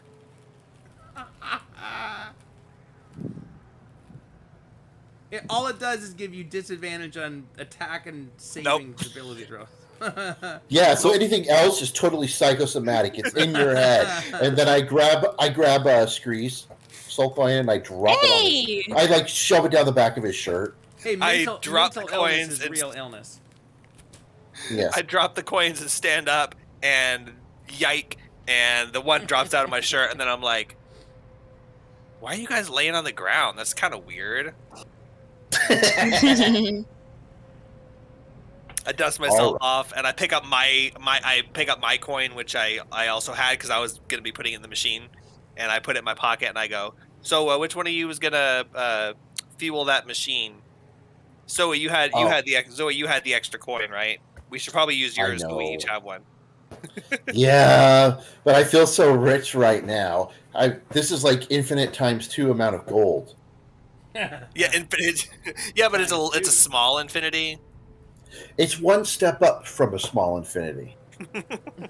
Which is still infinitely more than a small infinity. Super tasks in the Infinite Hotel to anybody watching this stream 20 years from now. Just in case. Biggie says, I really don't think there's a small infinity. I'm pretty sure there's not. Yeah, you wouldn't. You wouldn't, would you? Did you say Balrog or Biggie says? He said Biggie. I said That's what I thought. Yeah, he's not there. I'm talking about James Bonsberger right across the street from us. Okay, Biggie, would you rather be punched in the balls for a small infinity of time or a big infinity of time? Continuously just pounding. Speaking of which, his soul has been trapped for so long. Oh, dear God. Eternal torment this whole time.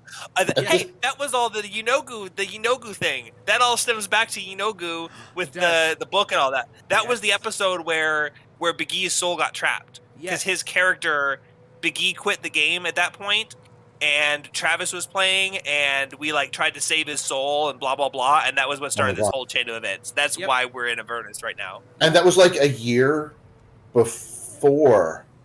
That was like a year before the pandemic. That was a while ago. It was like several years before the pandemic. Oh yeah, that was a lot because that's when Willow first started playing. So it was like 2018. That was when I first started my campaign. I was like, it's going to turn out that the end boss is my player character from the previous campaign, and still is. 20 years later. This all goes back to that one time. Yeah. Well, if you think about it, all of our games go back. We've technically had one long canon because we keep connecting them. In our in the back of our head, because that Pantalk, he was the one that I was DMing for when you guys did the gladiator my thing. God. No, And I'm you had- tired. Yeah. Oh, that's right. Okay, so We put a coin in. yeah, just do the coins real quick so I can give you the wrap up scenario. I say Zoe, I think you should be the one to do it since you're the one with the strongest will of all of us, and me and Scree should hold on. We can't even hold on to barely one coin, so we'll keep ours, and you put one of yours in and fuel up this machine. All right, so I put one back in like my pocket. I take the other one, kind of give it a nice little look, turn it back and forth in my hand for a second, and I just kind of flippantly, like, kind of roll my hand towards it and almost just like lazily drop it in, like it's just no effort at all. You hear a rush of roaring fire from inside the Hellfire engine, and you hear a chorus of screams, kind of like faded off and distant, coming from the engine. So pretty much the exact same stuff that's going to happen after we log off and I go to bed. Yeah, exactly. Was that the Tormentor, the dune buggy that you just charged up? Oh shit! What was it? Yeah, I say unless someone else changed their mind and we can decide later or whatever, I say only charge the dune buggy, save a coin for the other one. Save a coin for your Witcher if we need it in an emergency, but for now we'll just cargo it. And also, if we get cargo that we need to carry around, we can start charging it up and driving it. We can use it as extra space, but it's like in EverQuest where you store a bag in a bag, and so you need the bag, then you take the bag Yeah, out. exactly. You couldn't do in the original, but Okay, so whatever vehicle it was we decided on, that was the one that I put the soul coin in. yeah. Okay, so you put the soul coin into the Tormentor dune buggy. Meanwhile, the motorcycle is strapped to the cargo hold, or strapped. It's like bungee corded in. It's like not just on top, right? It's like there's a trunk or something like that. Lulu is flying next to your vehicle. How high up? I think Like right above it. Okay, so just like We don't want her to be exposed. 10 feet off the ground, something like that. Can she just ride on top of it? The Tormentor, I just want to yell. Well, she can't ride on it because you're taking up all the seats. She could Just like on top. Well, she could like hang on to the side. Yeah, I mean, she could like just grip onto it, but she could also just Like- fly at that point. Yeah, you wouldn't want a player to be up there because they can't fly. They would be at risk of falling off. But she can fly, so she can just kind of like like a bird, just kind of rest up there. Yeah, she can do But that. as close as possible to the thing. A creature not occupying an action station is either in a passenger seat or clinging to the outside of the vehicle. It takes actions as Yeah. normal. So yeah, she can Yeah, hang on to it. Okay, she's clinging to the outside, but she can fly in an emergency, so that way she doesn't have to actually be walking. Yep. Well, wait a second though. It still says creature capacity for. For passenger seats, there's a capacity of the passenger seats. Mm, She doesn't weigh anything. She's got hollow bones. Well, because she can fly, I'm going to say it doesn't matter because she can literally just Yeah. fly along. But I'll have to look into that. I'm not sure if you can actually. I think the capacity includes because like the Tormentor only has 2 stations, so the other 2 is like either in a passenger seat or clinging to the side. So in other words, like it's not. It's like either, but it's just kind of flavor. But Okay, this is like capacity- 50 tangents. This is like 15 tangents in a row, but I just remember what I was trying to think of like 2 or 3 nights ago, and it's that I wanted to design Jesus kites. Jesus on the kite. All right, right. now Good is my night. time to go Good to night, Willow. sleep. Okay, Good night. That's fine. Good night. Good night, Willow. Jesus kites. Jesus kites. Sorry, I can't just. I was like the last like 2 or 3 nights in a row. I've been like, what was it I thought of? What was it I thought of? God damn it, this is gonna plague me forever. And then we were talking about how to attach her to the top of it, and I was like, we could put her on a kite, and tie her to the Jesus kites. I remembered. That's okay. I'll recap the very end. I'll recap the cliffhanger for them later. No, so remember like an hour ago I went in there and she was literally asleep. That's why she wasn't responding. No, her because she had COVID too, so I didn't wake her up. Because normally I wake the kids up at a certain time, and I didn't because she was sick with COVID. So I'm like, okay, you're sick with COVID, so I'm gonna let you sleep. well, without someone forcing her to wake or sleep at a certain time, then she just like, just goes totally off the rails. And now it's like, okay, sickness is over, holiday's over, like, you got to be on a normal schedule again. So she's lacking sleep. So particularly right now. So no, that's all it is. But also with the other stuff that's going on, it's I'm kind of I'm not putting a lot of pressure on the kids right now. But anyway, no, I understand completely. It's fine that she's off. So no, I wanted to make sure where everyone was. So Scree at this point is not riding the motorcycle. The motorcycle is stored in the vehicle. I need to ask you guys what action stations. Oh, that's one point. Someone who's riding the Devil's Ride gets half cover from riding it, and that's something that they wouldn't get as just a passenger in the vehicle. So that's the passengers don't get cover. No, you have to be in an action station. Oh, but both action stations get cover, but the passengers don't. Oh man, we're gonna put Shora in one of the non-covered positions. Yeah, come in. Good luck. Sure, go ahead. Human shield, I choose you. Yeah, and you guys can think about this. If you retcon after you get the info you're about to get, like for the next one, that's okay. Like in other words, you're gonna have a couple weeks. Well, actually, we need to talk about campaigns because next week we're playing your one shot. Yeah. And then that's what I was going to ask. Originally, I thought we were going to do 2 of yours to catch up, but that's totally up to you. I'm ready to go on that thing, but if you guys aren't ready with your characters, we can do yours again. Sure. Whenever you want. So I have no idea, so let's talk offline because okay. I was kind of ready to do a little bit more, but I don't have Bone Brambles or Tower of Erm. In other words, there's one more encounter. So everyone make a perception check.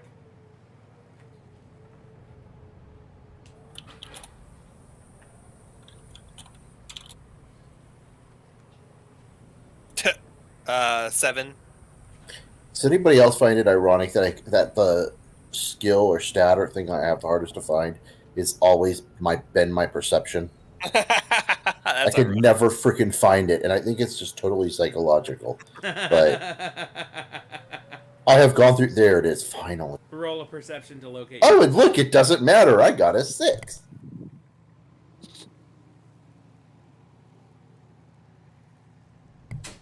Okay, so you guys both roll low, right? Yeah. Okay, good. Because you're going to see it anyway, but I just wanted to make sure that I don't have to, like, deal with you getting an advance notice or something. So after you guys have driven about half a mile out of town, you've been traveling now, you're driving towards the Tower of Erm, you're following Valrog. He says that it might even be less than, like, 2 days. Like, this is the beginning of the day, like... He thinks you'll probably have to camp overnight on the plains. Oh, that's right, but you can't do long rests there. But he thinks that probably by, like, the next day. So, in other words, shorter than 3 days is what he thinks. So after about 15 minutes of travel, the air is hot, it stinks. You hear, besides the screaming of the engine... you hear sometimes mosquitoes buzzing or sometimes far off echoing wails. The skies are scorched, the clouds are black, the wind is hot and blowing, very unpleasant. I'm not going to roll for a terrain right now because we're wrapping up, but I will be giving you guys more detail and terrain hazards and things like that. And then off in the distance, you see a plume of red dust billowing, created by a large infernal war machine barreling in your direction. Its crew consists of boar-headed and rat-headed humanoids, all wearing goggles. And that is the cliffhanger. That's where we'll leave it. And they're about a football field away. And you see...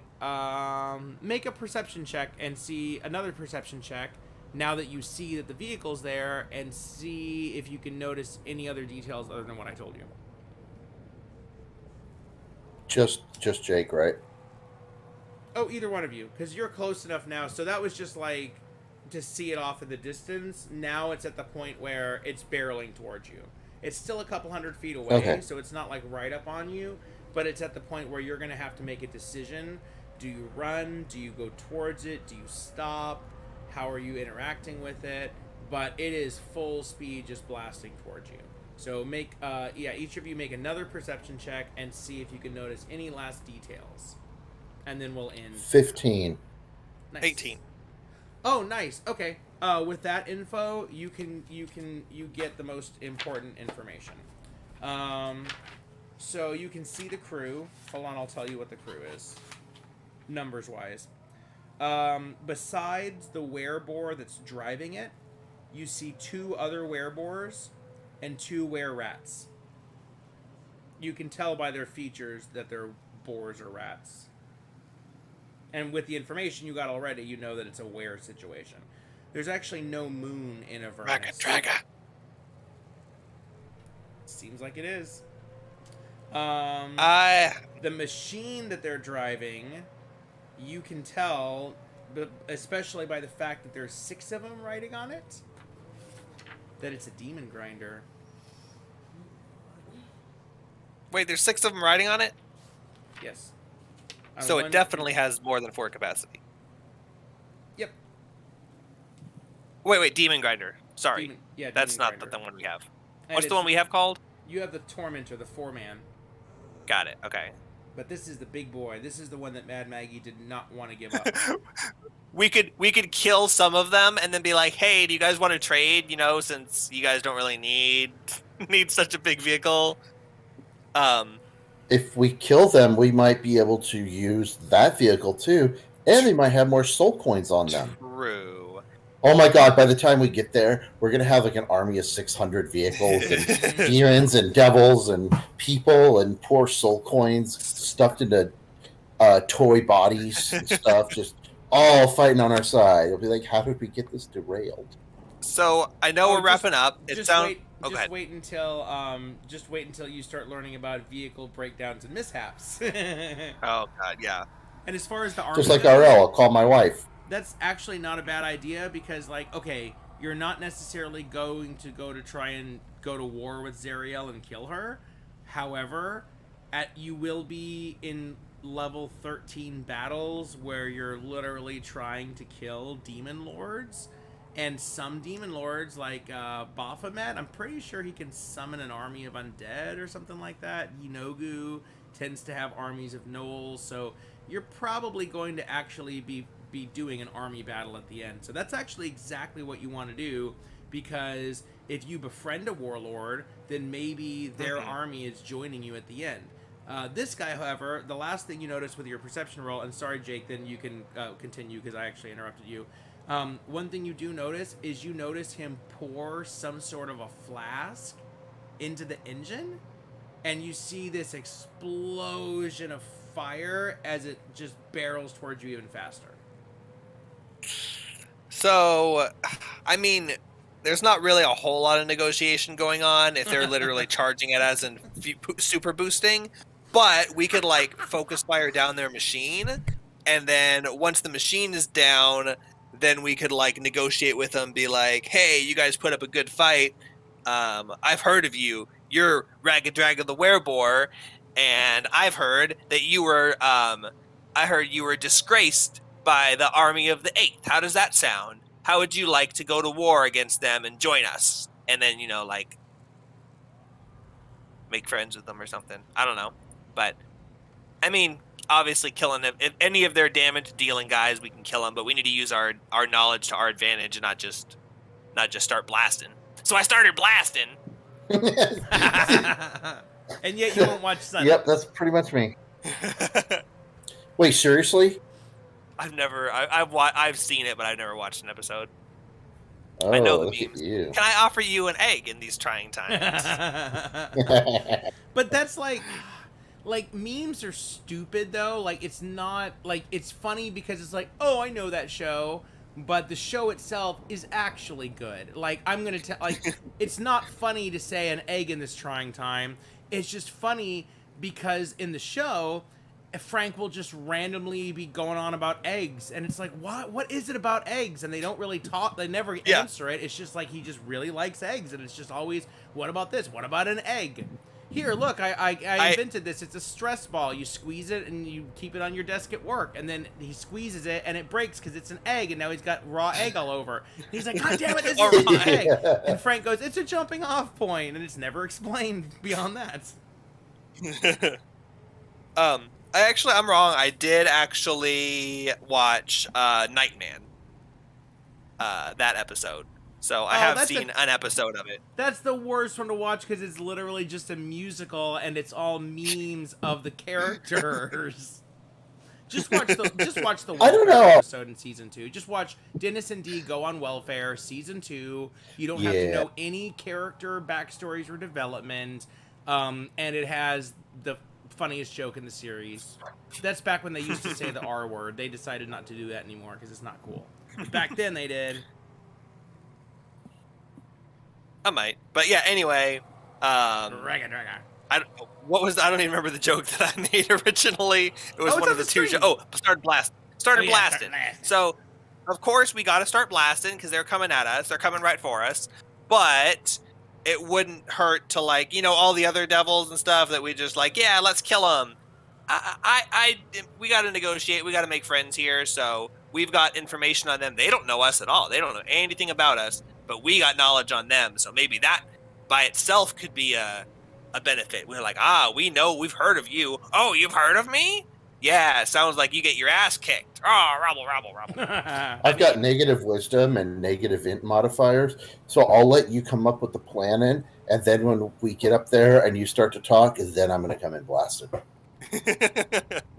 Yeah, we all know you shouldn't do the talking, so. I'm so sorry, guys. My brain is just, seriously, after I die, they're going to dissect me, and they're just going to be sitting there going, how was he alive? My brain will have been completely drilled through with prions, and they'd be like, but this is like a decade's worth of prions. This is impossible. It turns More out whole than brain. It turns out you were the strongest man in the universe, or the smartest, or whatever. You just had horrible, debilitating prion disease that made it so like you Goku's exercise equipment. Yeah.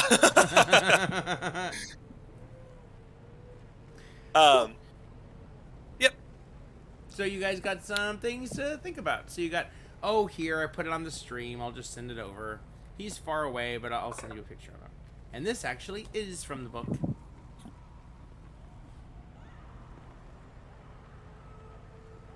You should definitely kill him and take all his shit. I mean, we're gonna fight him. It's a BMP, by the way. God damn it. Do the thing. I'm already doing it. God. Some a-hole labeled their... First off, okay, so I was on our Dropbox today. Ooh, yeah. Okay, I see.